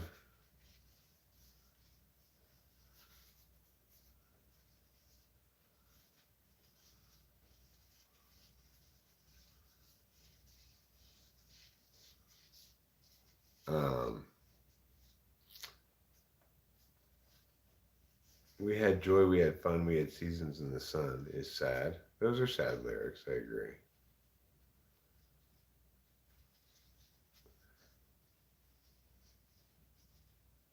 In fact, you know, that Rachel and I, our song is a sad song.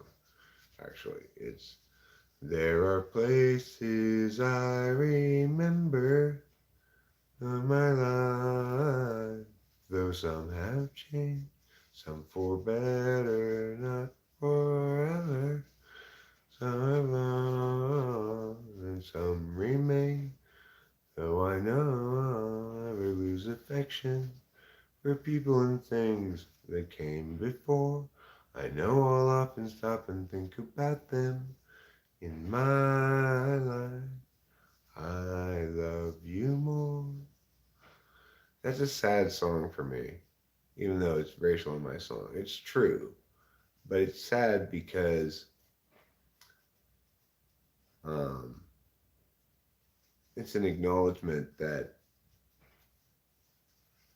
you have to let people, places, previous lives go. You die many times in the course of your life before you actually die. You know, I've lived 3 or 4 lives now,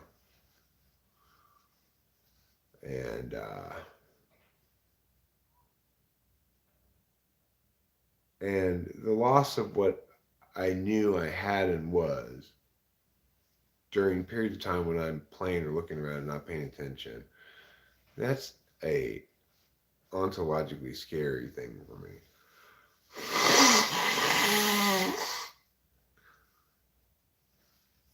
Cats in the Cradle, that's a pretty sad song. Oh, I know it's a sad song. My name is Luca. I live on the second floor. Yes, I did. Yes, I think you've seen me before. If you hear something late at night, some kind of trouble, some kind of fight, just don't ask me what it was. Just don't ask me what it was. You know why? because it was child abuse. I like hard rock. I love good hard rock, but there's not very much of it, you know. Shit that really rocks is awesome. Uh, like Mama Said by Lenny Kravitz, fucking rocks. That song rocks. But also,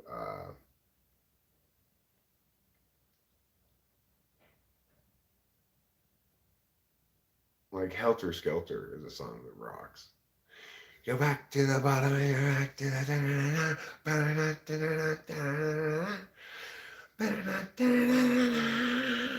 Yeah, yeah, yeah.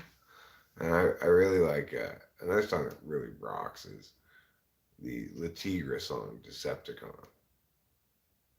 The song fucking rocks. And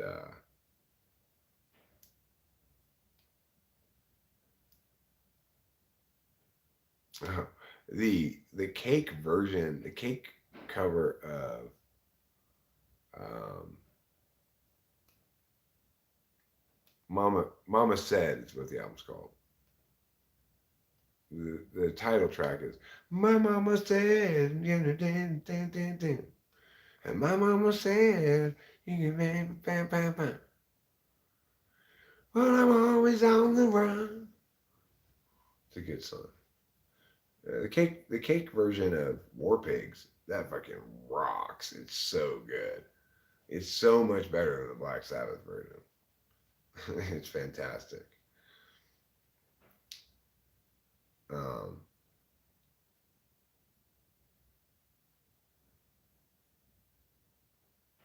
AC/DC songs can rock pretty hard. Some Led Zeppelin songs rock pretty hard too. Like, hey, hey, mom, I like the way you move. Wanna watch you act, wanna watch you groove.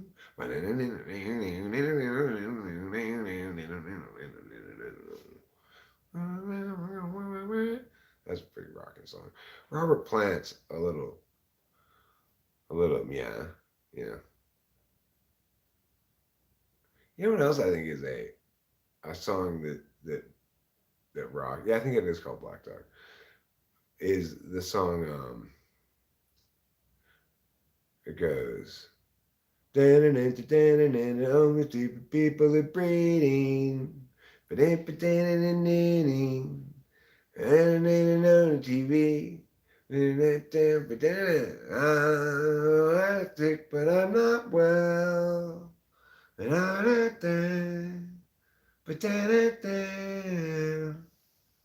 paranoia, paranoia, everybody's coming to get me. Everything to bet me. That's a pretty good song. I like it. It's a good one.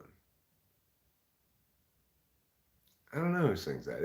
Maybe it's the same people who sing "You Got to Keep Them Separated." I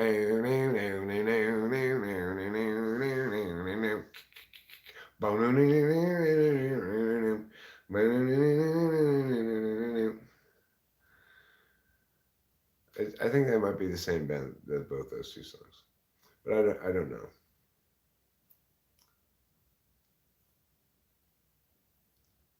No, it's not the same. Okay, well, then it's not.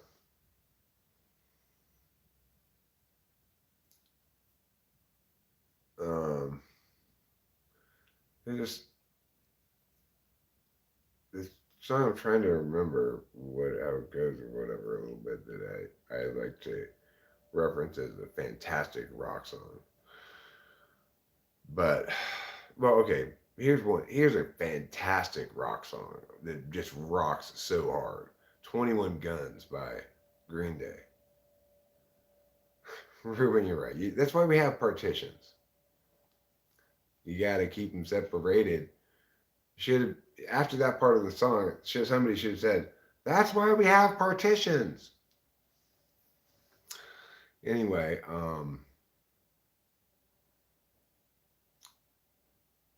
super rocking song I was just about to talk about. What was it?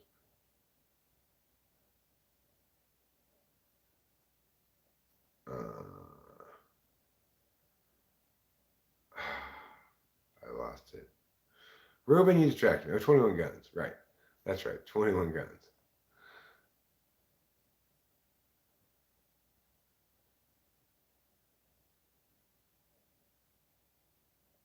Yeah, a 21 gun salute is a military salute to fallen military personnel. Um, but that doesn't change the fact that it's a incredibly well produced and rocking track. But 21 guns.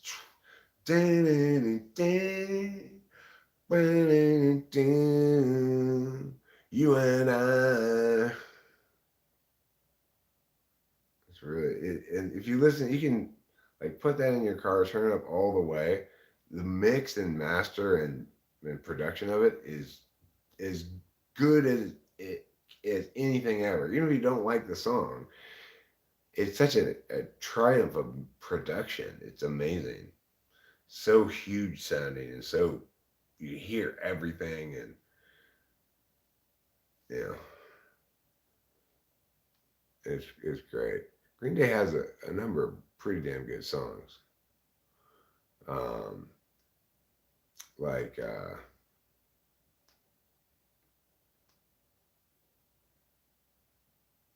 I Walk Alone's good as well. Um, and I don't know, some of the more pop punky stuff is a little.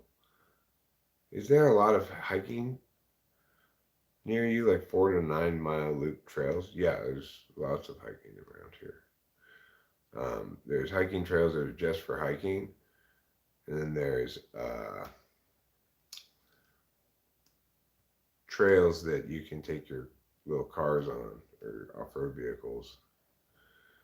It's not really like an area where they do off-roading as you may think of it, like dune buggies doing jumps and shit like that. And it's more just like people getting out further into the wilderness than with less effort than it would take for them to walk, you know.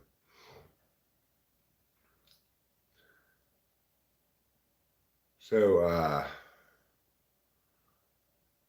and it's like here's a band that it upsets me that they haven't remastered their shit because it deserves to be remastered. We only have 1 acre. It's 0.99 acres actually. It's just barely under 1 acre. So we don't have very much land. And in Mariposa County, generally people have a fair amount of acreage. We don't.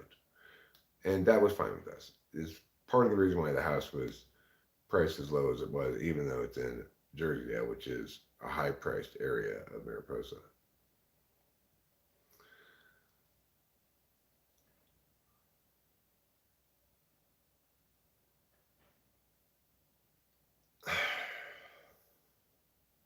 And it's super pleasant and comfortable here now that we have the central heating on working. Um, it makes such a big difference from having space heaters. The space heaters made it so that we weren't really too cold, but it wasn't like it is now, where it's just this effortless, constant, comfortable temperature everywhere you go in the house. Just a straightforward rock album is so rare. Um, yeah, but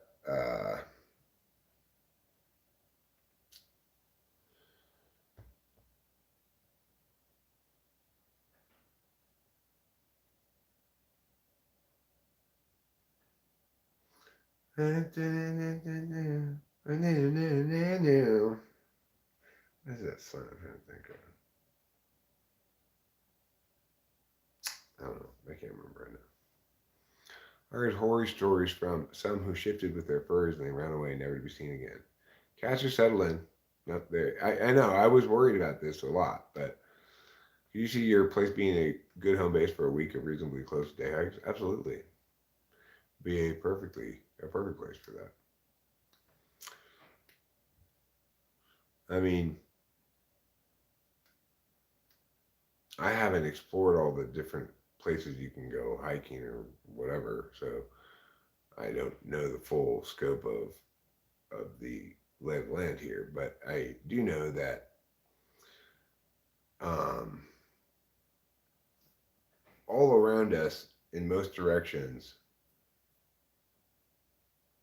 there's wilderness. So it's like there is another house between us and the wilderness down there. Yeah, Mariposa County, but put in Jersey Dale, Mariposa, because we live in the Jersey Dale area. We live past the Jersey Dale Ranger Station. We live so far in the back on this Star Road off offshoot thing from the highway that on the rare occasions my phone has half a bar or something, it identifies us as being in Yosemite National Park, even though we're not. We're in obviously not a um, publicly owned spot because we buy the land, you know. So, but it is very close to the Sierra National Forest, and there are all these signs up that say no access to Yosemite, so that people don't come drive back here and try to get through to Yosemite. But you actually could access Yosemite if you have a little wilderness car. You could drive from Hives Cove down here. Or I guess if you were big into hiking, big hikes, you could hike it. You could keep going that way, and you'll hit West Yosemite Valley at some point. So when they say no Yosemite access, they mean you're not allowed to access Yosemite. Um, well, how many hours? Mariposa, the town, is 43 miles, I think, from the official front entrance to Yosemite Park, but we're a lot closer than that as the crow flies to Yosemite. The west side of Yosemite Park is like here's the Sierra Forest turns into that, and we're right like here, you know. So we could get people who live back here could get into Yosemite on these little off-road roads, but it would not be a good way to get there probably if you wanted to go to the main parts that people like to go to, because those are the East Yosemite. That's where like Half Dome is, and um, I've never been to Yosemite actually, so I don't Glacier Point, but I know some of the landmarks, know their names.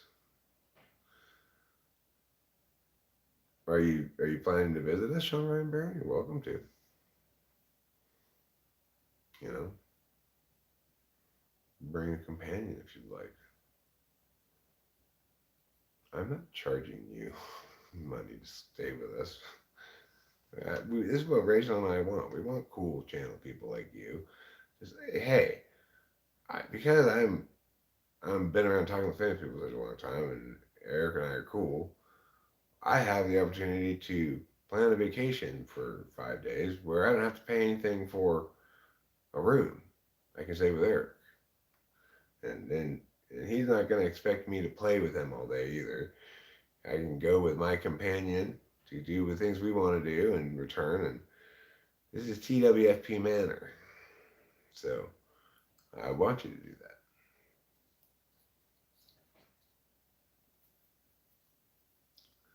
It's actually not even legal for me to charge you uh, because in Mariposa County recently issued a moratorium on Airbnb slash temporary rentals, basically,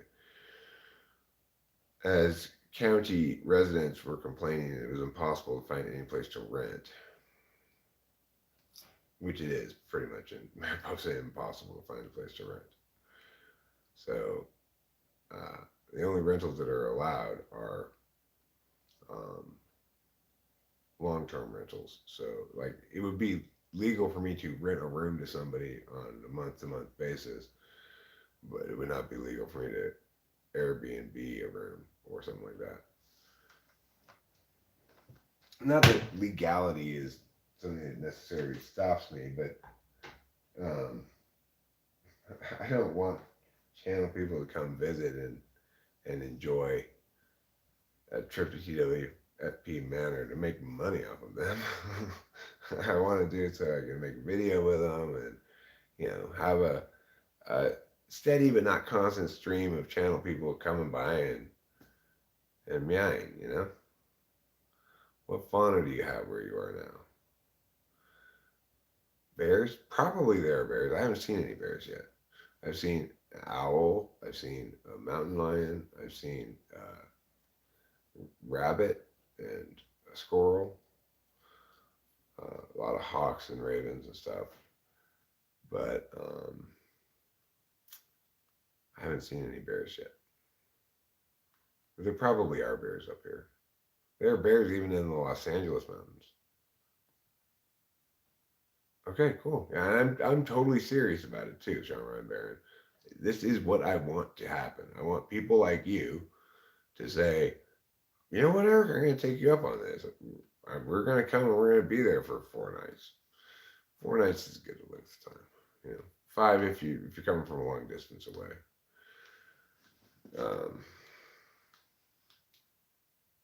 You can come for less too. And then I'll have that person visit. We'll make a video together. Then maybe I'll make some shorts with them occasionally. They can do their own thing too. It's like it's all good.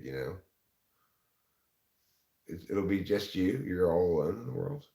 Well, you won't be alone here. Rachel and I will be here with you because we live here, and so do the cats. And they're wonderful companions, but they won't be friendly to you. They're very snobby. They only like me and Rachel. Well, Capilla likes Cameron, but Trouble won't even come into the house when Cameron's in here.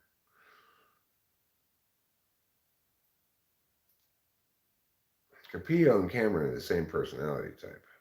It's natural they would get along. They're both ISTJs.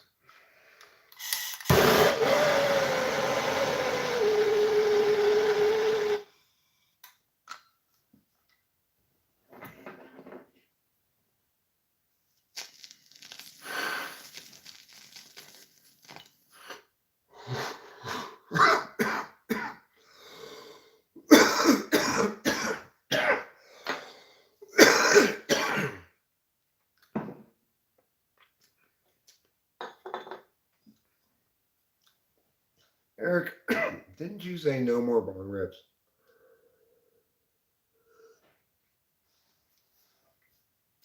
Oh yes, I forgot. Sean's a musician. I don't have a piano here, but probably Sean plays something other than just piano. I might get a keyboard anyway.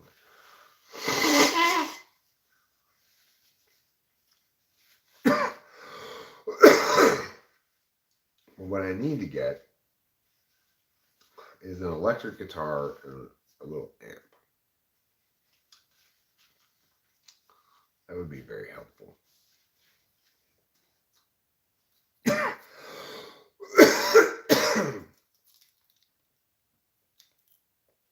I played a bunch of the acoustics in the little music store here in Mariposa called like Mojo Music, I think is what it's called, but none of them really screamed, you want this one to me,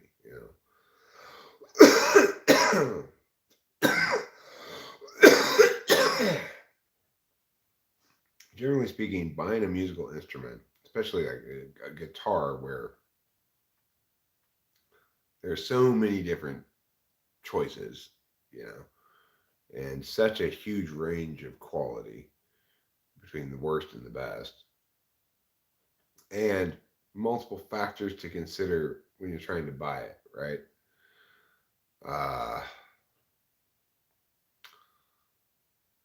That it correctly takes me a long time to buy a guitar. Unlike other things where I'll just drag my feet because I don't like buying things that I don't consume. I like buying things that I consume just fine. I mean, it's not like I necessarily like buying them, but I'm perfectly okay with spending money on such things. Whereas buying objects or even tools, even important things like musical instruments, um, I I tend to drag my feet on. Maybe because I know it's important I get the right one. But I'm gonna go maybe play those electrics today. I was also thinking though of making a trip to Oakland today. Oakland's 3 hours away from here. It's also a place where I can get mushrooms. I could do a 6 hour round trip and be here with some mushrooms to last a little while.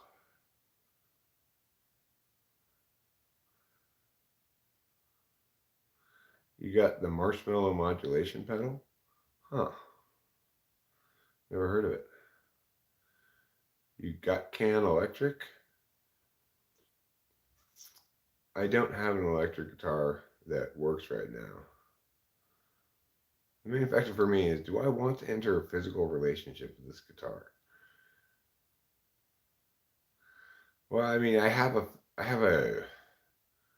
broken slash dismantled Fender Strat. American Fender Strat. I don't want that again. It was fine and had good intonation and it played well and it sounded fine, but it didn't have a lot of there wasn't a lot about it that made it gave it any unique color or character. You know, it sounded like a Fender Strat. So, and I wouldn't a Fender Tele would be okay, but um, I'd rather get like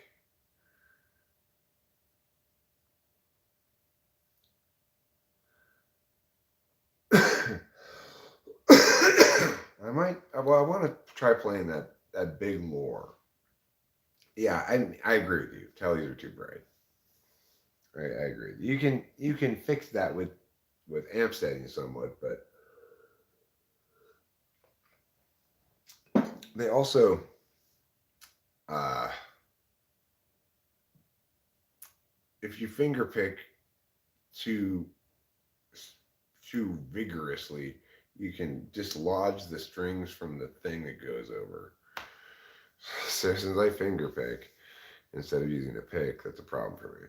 It's a problem with Tellys and Jazz Masters. Um, but there's a guitar at that store. They're all like old, used guitars. There's no, they're not. It's like a little shop within a shop. They don't have a ton of shit there, right? No, I agree with Boba Fett about that. That even though you can compensate for the brightness issue with the telly by the amp. It's a bad approach to things, right?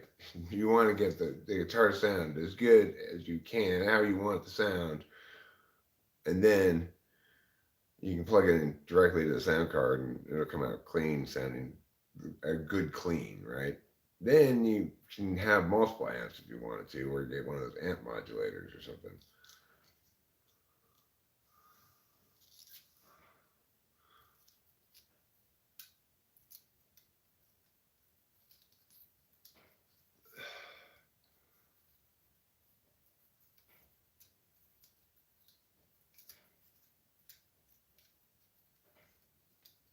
Yeah, like I played this guitar that a guy had made. Like he may be a luthier, but probably not a famous one. Not particularly famous.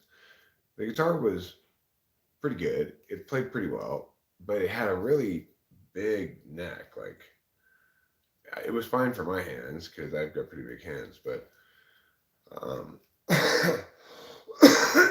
I didn't really like the tone of it. The other thing about trying to play guitars and pick which one you want to buy is uh, tone, especially if you're playing used guitars. Tone has something to do with how new the strings are. So, um, something with super dead strings may be more tonally alive than you're interpreting it as, were you to change the strings. But, you know, there's this. Now it makes me want to go back to that store. And I don't know. I guess I don't have to buy a guitar at that store. They don't have that big of a selection. I could go to like Fresno Guitar Center or something. Uh, the problem is, I don't know what kind of guitar I want. I just know how I want it to play. I know what I don't want, and I'm waiting to hear a tone that I like. I don't know ahead of time what tone I want. Paul Reed Smith, an amazing middle ground between a Strat and Les Paul. Pricey, Paul Reed Smith, huh? Okay. Well, ES335. What's who makes it? The thing is, it's difficult for anybody to assess what kind of electric guitar I should play because I haven't played electric guitar in such a long time, and all of my music has been made on just this acoustic guitar that I have that's in the pod.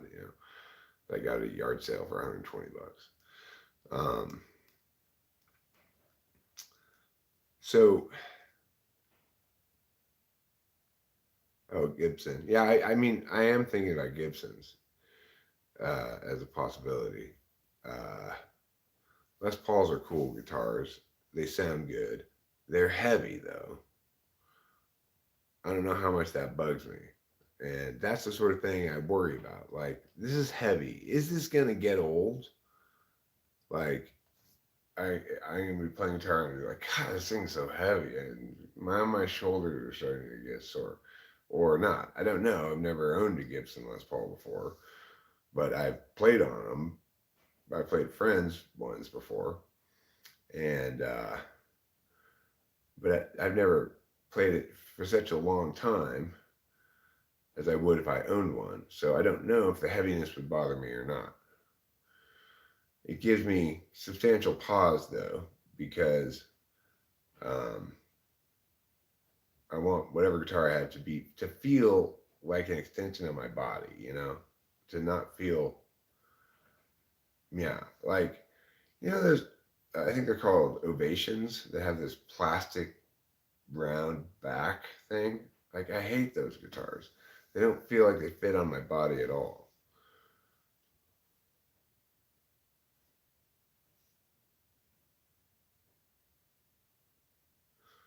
So, I guess I'll play the electric at the little store. The problem is, I wanted to buy a guitar from that store, and I knew which one I wanted. But I wanted to wait until we actually moved in here to buy it. Of course, we moved in here. It's been sold. The one that I wanted, that I knew I wanted, is gone. It's not there anymore. So I should probably just jettison the idea of buying a guitar from that store, since when I looked at him yesterday, nothing screamed out at me, or 2 days ago, nothing screamed out at me, get this one. Uh,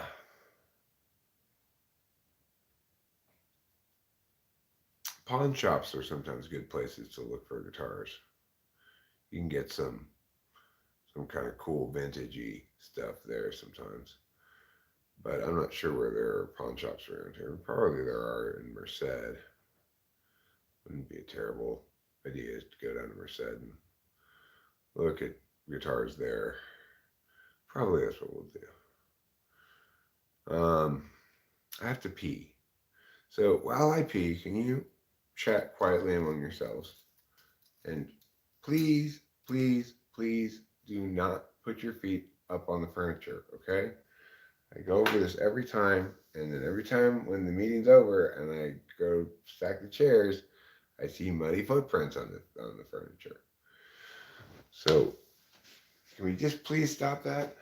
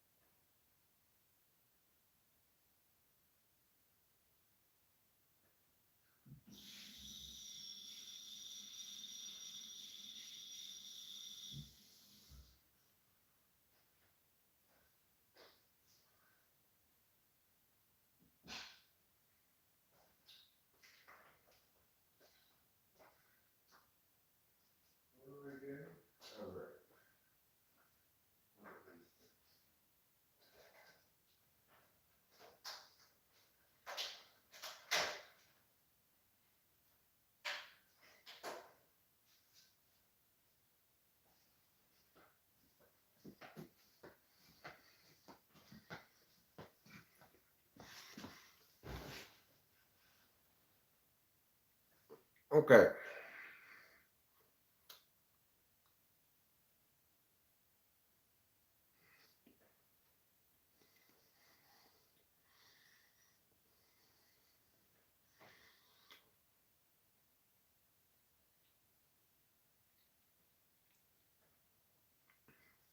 It's good to get a small amp. A small good amp is better than like a 212 or 216 or something like that, you know. I used to have a 212, but my friend Dave Porter has the perfect amp. It's a small amp that only has one speaker, and it's a vintage Fender. I mean, like, are you ever really going to play a venue that requires more pop than that? I doubt it. I mean, the guitar is a trebly instrument anyway. It cuts through.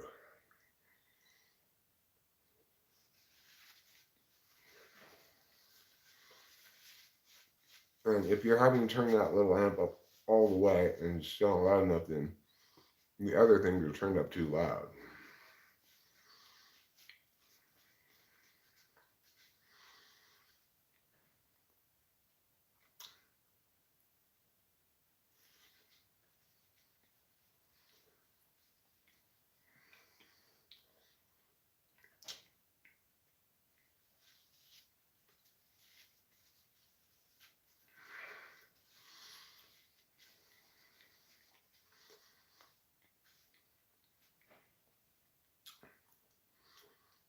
What's a DAC?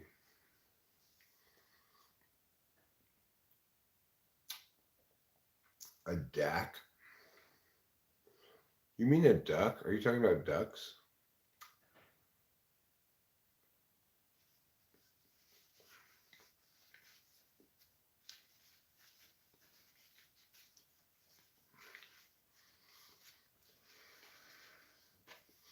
Ducks are different.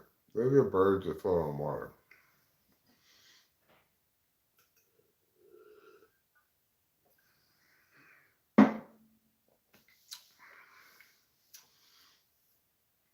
Birds can't float on water, said everybody. That's silly. Quack, said the duck. Oh, yes, we can. Quack. Everybody laughed. Then rejoicing ensued.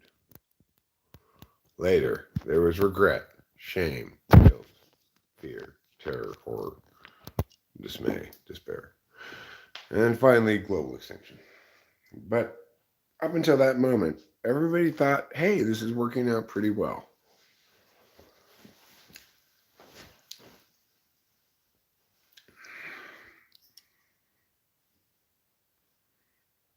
A DAC is surely an Australian mallard. Oh, you mean mallard? In Australia, they pronounce mallard mallard. Just like they insist on making water drain the wrong direction.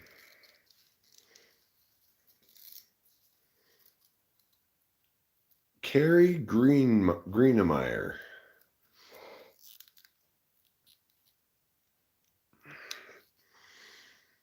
A mallard is a large dabbling duck with distinctive males having a glossy green head and neck. However, in Australia, they're referred to as mallards. In England, they're referred to as milord, which is why most members of the British royalty are ducks. That makes sense, right? You've been wondering about that for a while.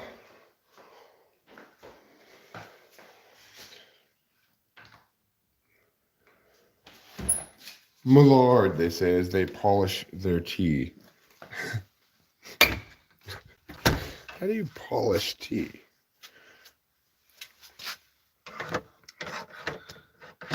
Is there a brand of tea polish out there that I'm shamefully not aware of?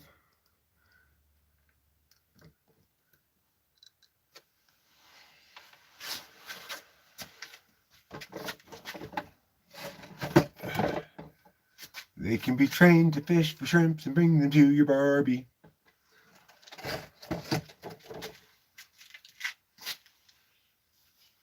I hire a hollow Barbie.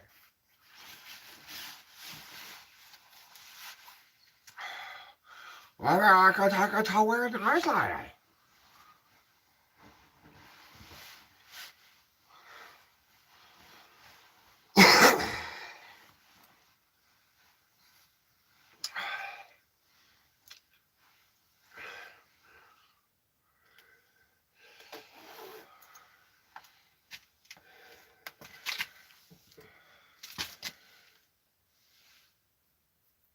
You like the British less after they attacked Meghan Markle?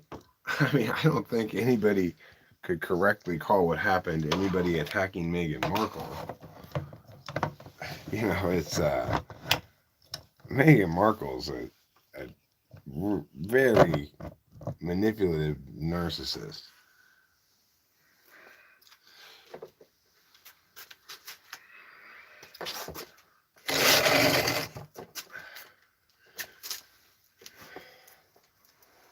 She's malignant, like my mom's ligament.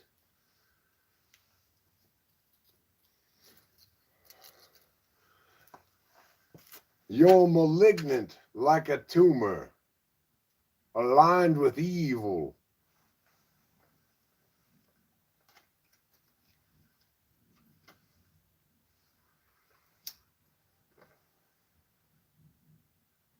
Here we are, Eric, in your chest. Won't you give us that thing that's the best? We're your lungs, sir, you see, and won't you please be considerate of us and provisions? Yes, light up that smoke,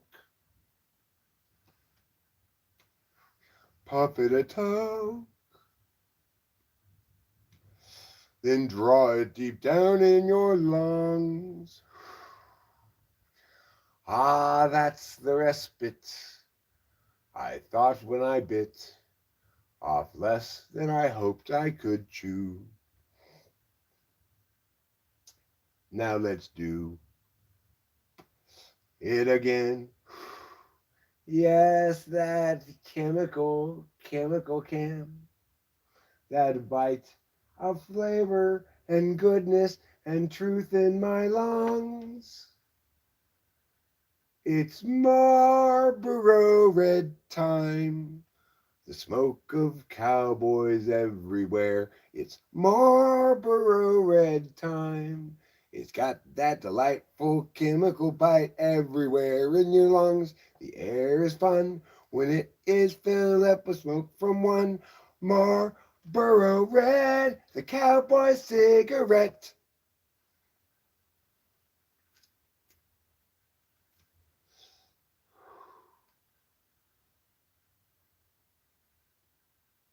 I went to a place in Merced to get cigarettes yesterday. And I said, can I get 4 packs of Marlboro Reds? Because as we live so far out here, I stock up a little bit more in advance than I used to. And they said, we don't have any Marlboro Red shorts. We have Special Label. You want those? No, I don't want Special Label or whatever they're called. Those are gross Marlboros. All of the cigarettes are gross except for Marlboro Reds. Your like half-assed cheap version of Marlboros is definitely worse. Marlboro Red 100s are tolerable, but they're still worse than shorts, regular size ones, king size they used to call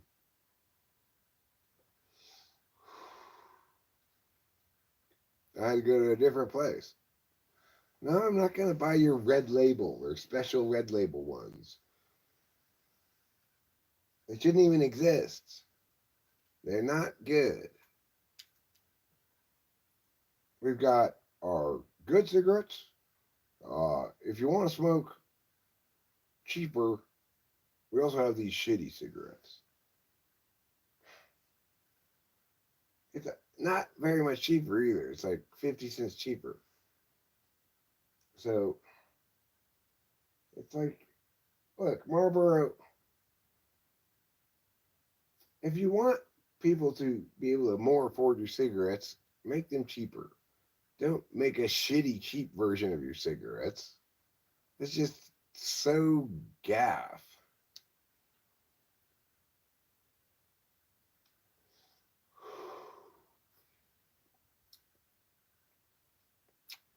You know what I'm saying?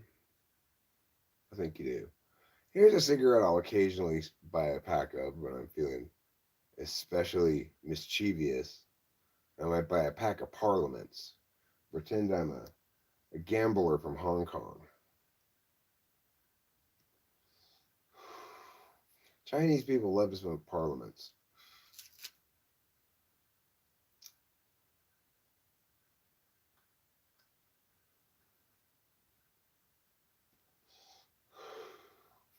Thing is, for a long time, I smoked Camel Lights back in the day, and at some point, I think I switched up to Camel filters.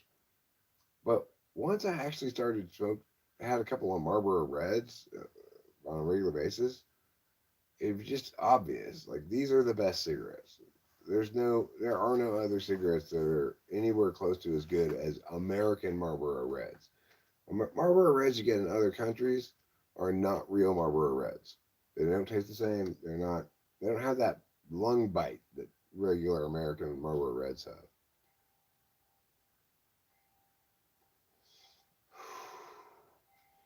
It's like they have some kind of chemicals in these besides just tobacco that make them better. I don't know what it is, but it's less natural because unlike some dumb cigarette companies who want to make tobacco all natural and therefore somehow magically better, Marlboro Reds are smart. They use technology to improve nature with chemicals.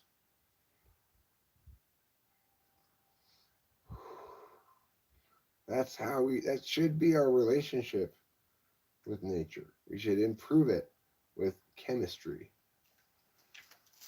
I'm not a chemist because I'm too dumb for chemistry.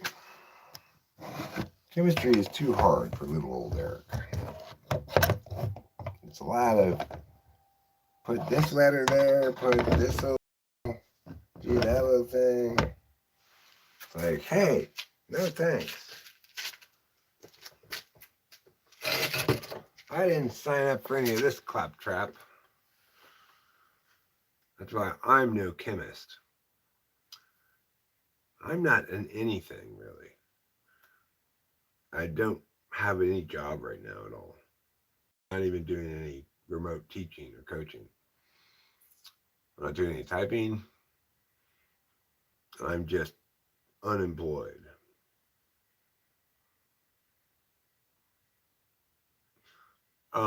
What's interesting is YouTube retroactively monetized all of my shorts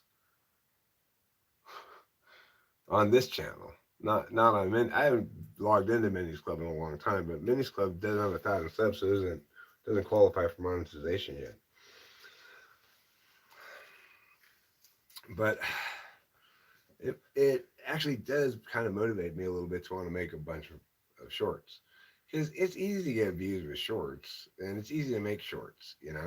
Some of them hit, some of them don't. It seems kind of random sometimes, but sometimes it seems like appropriately responsive to quality. It's kind of a crapshoot, I guess. But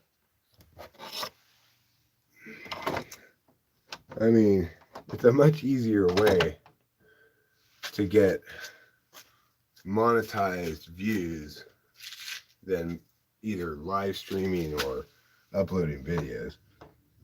Especially since I've stopped monetizing those videos. That makes it hard to earn money from them when you don't monetize them, right? But I do like the fact that now my shorts are all monetized and they're automatically monetized, and all my shorts are have no questionable material in them or anything. So it's a quick and easy process to monetize them. It doesn't require me to do a bunch of extra steps, you know. So that was kind of nice of YouTube to do that. Thank you, YouTube, for that. That was cool. I like that. I thought, well, they didn't have to do this, but they did. They could have just said, we're going to start monetizing them now and not retroactively monetize any of them. Now, the thing is, you're not going to get paid for views that you had before they monetized. So it doesn't really matter because shorts have a short shelf life. But it's still the case that some of them might have more of a long tail quality to them. And if that is the case, then I'm glad that they're monetized, you know?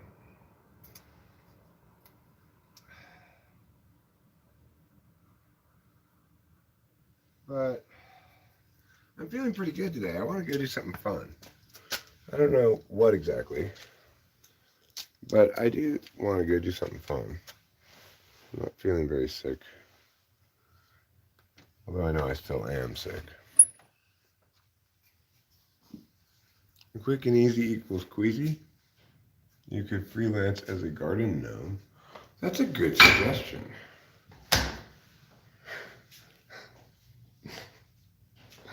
That's a really good suggestion.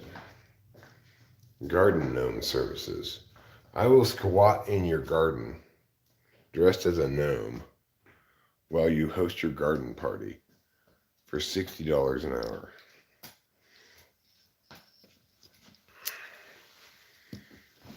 It's the next gen of living statue. Living statue next gen.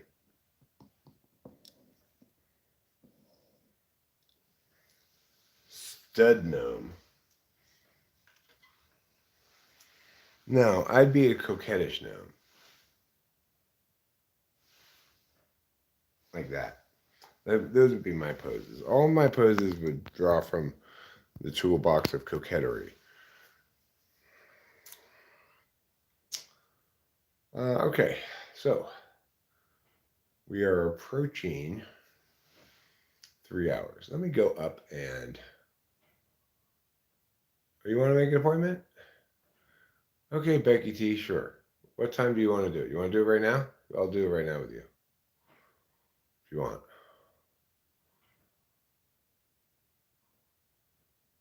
And I won't even charge you. How are my lungs now? Well, they've been tended to by the curative properties of Marlboro Red. Cures all sorts of problems like chest infections, AIDS, aneurysms, diabetes, COVID, depression, repression, oppression, suppression, and just pressing.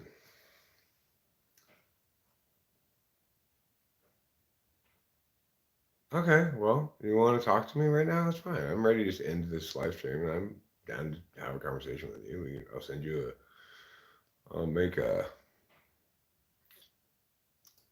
Google Meet room right now.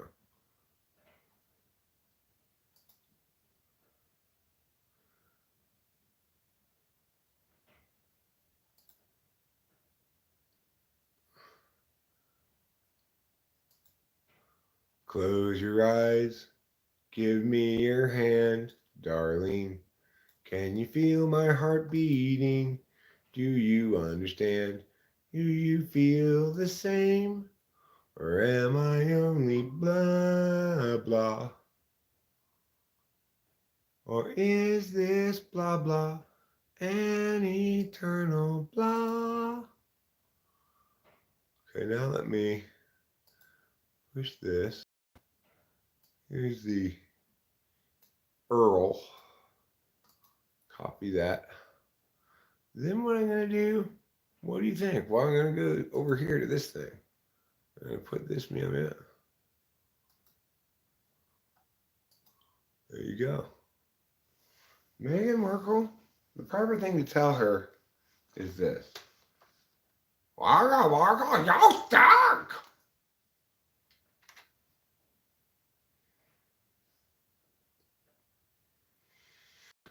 Um,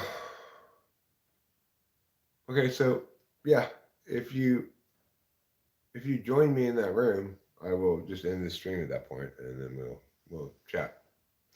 Anyone a fan of Kyle Dunningham?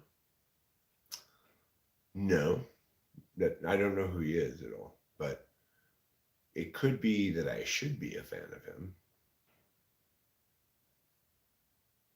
Back from the drive to get your weed, I see. Yes, I am. Yes, I am. We made it back alive.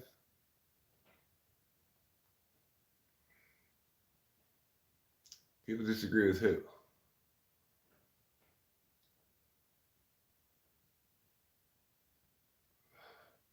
Well, if Becky's not going to jump on it, I'll do you right now, Gruntcore. If you want, you join me in that room. And then I'll end this stream and I'll type you. And I won't charge you anything. Just because I happen to feel like it right now. You disagree with the royal family? They are your king and queen, Becky. You have to believe everything they say and obey every one of their commands. Otherwise, you're just not a loyal subject. Well, I'm only doing one of you. I'm not doing both of you. I put the link. You click it. It's not difficult to do.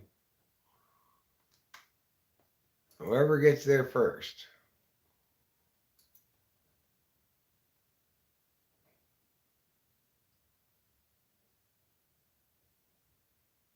And I follow it with Yes, Queen.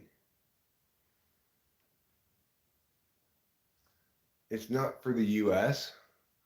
What's not for the U.S.?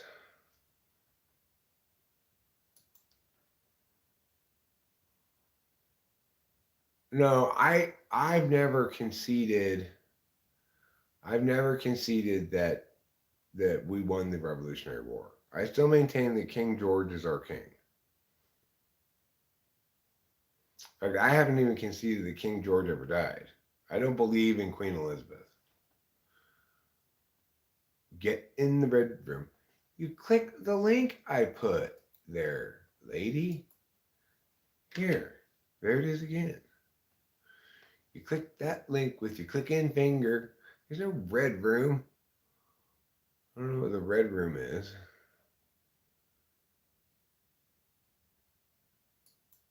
I don't know what Becky T is.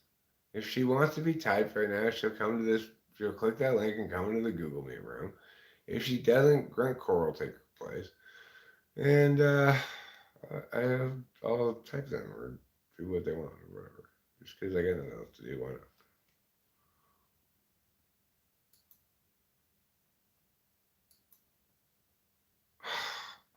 For Farg's sake, Becky T.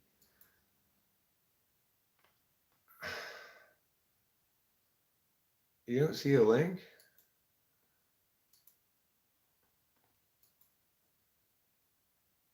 Okay, I see. I know why you don't see a link. It's because I was logged in as Eric Strauss instead of talking to famous people. That's why. So I guess it wouldn't let me post a link because I'm not a moderator on my own channel.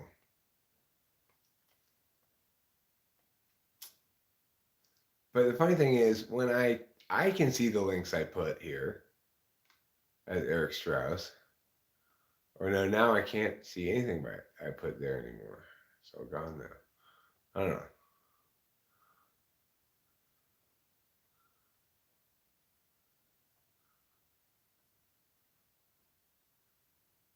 Okay, so one of you two join that room Then I'll end this stream and I'll type you. And we'll all live happily ever after. No, 12 is not too young. I can type 12-year-olds, no problem.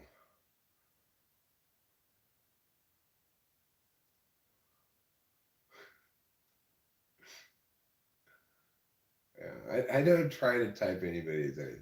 I just try to type them correctly, to the best of my ability.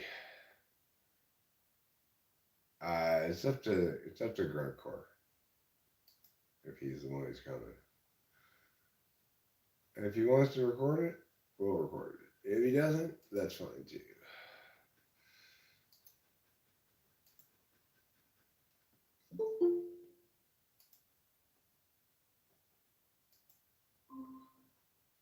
Okay, now I'm gonna end this live stream. Goodbye, everybody. Thanks for being here. Don't forget to eat plenty of cheese.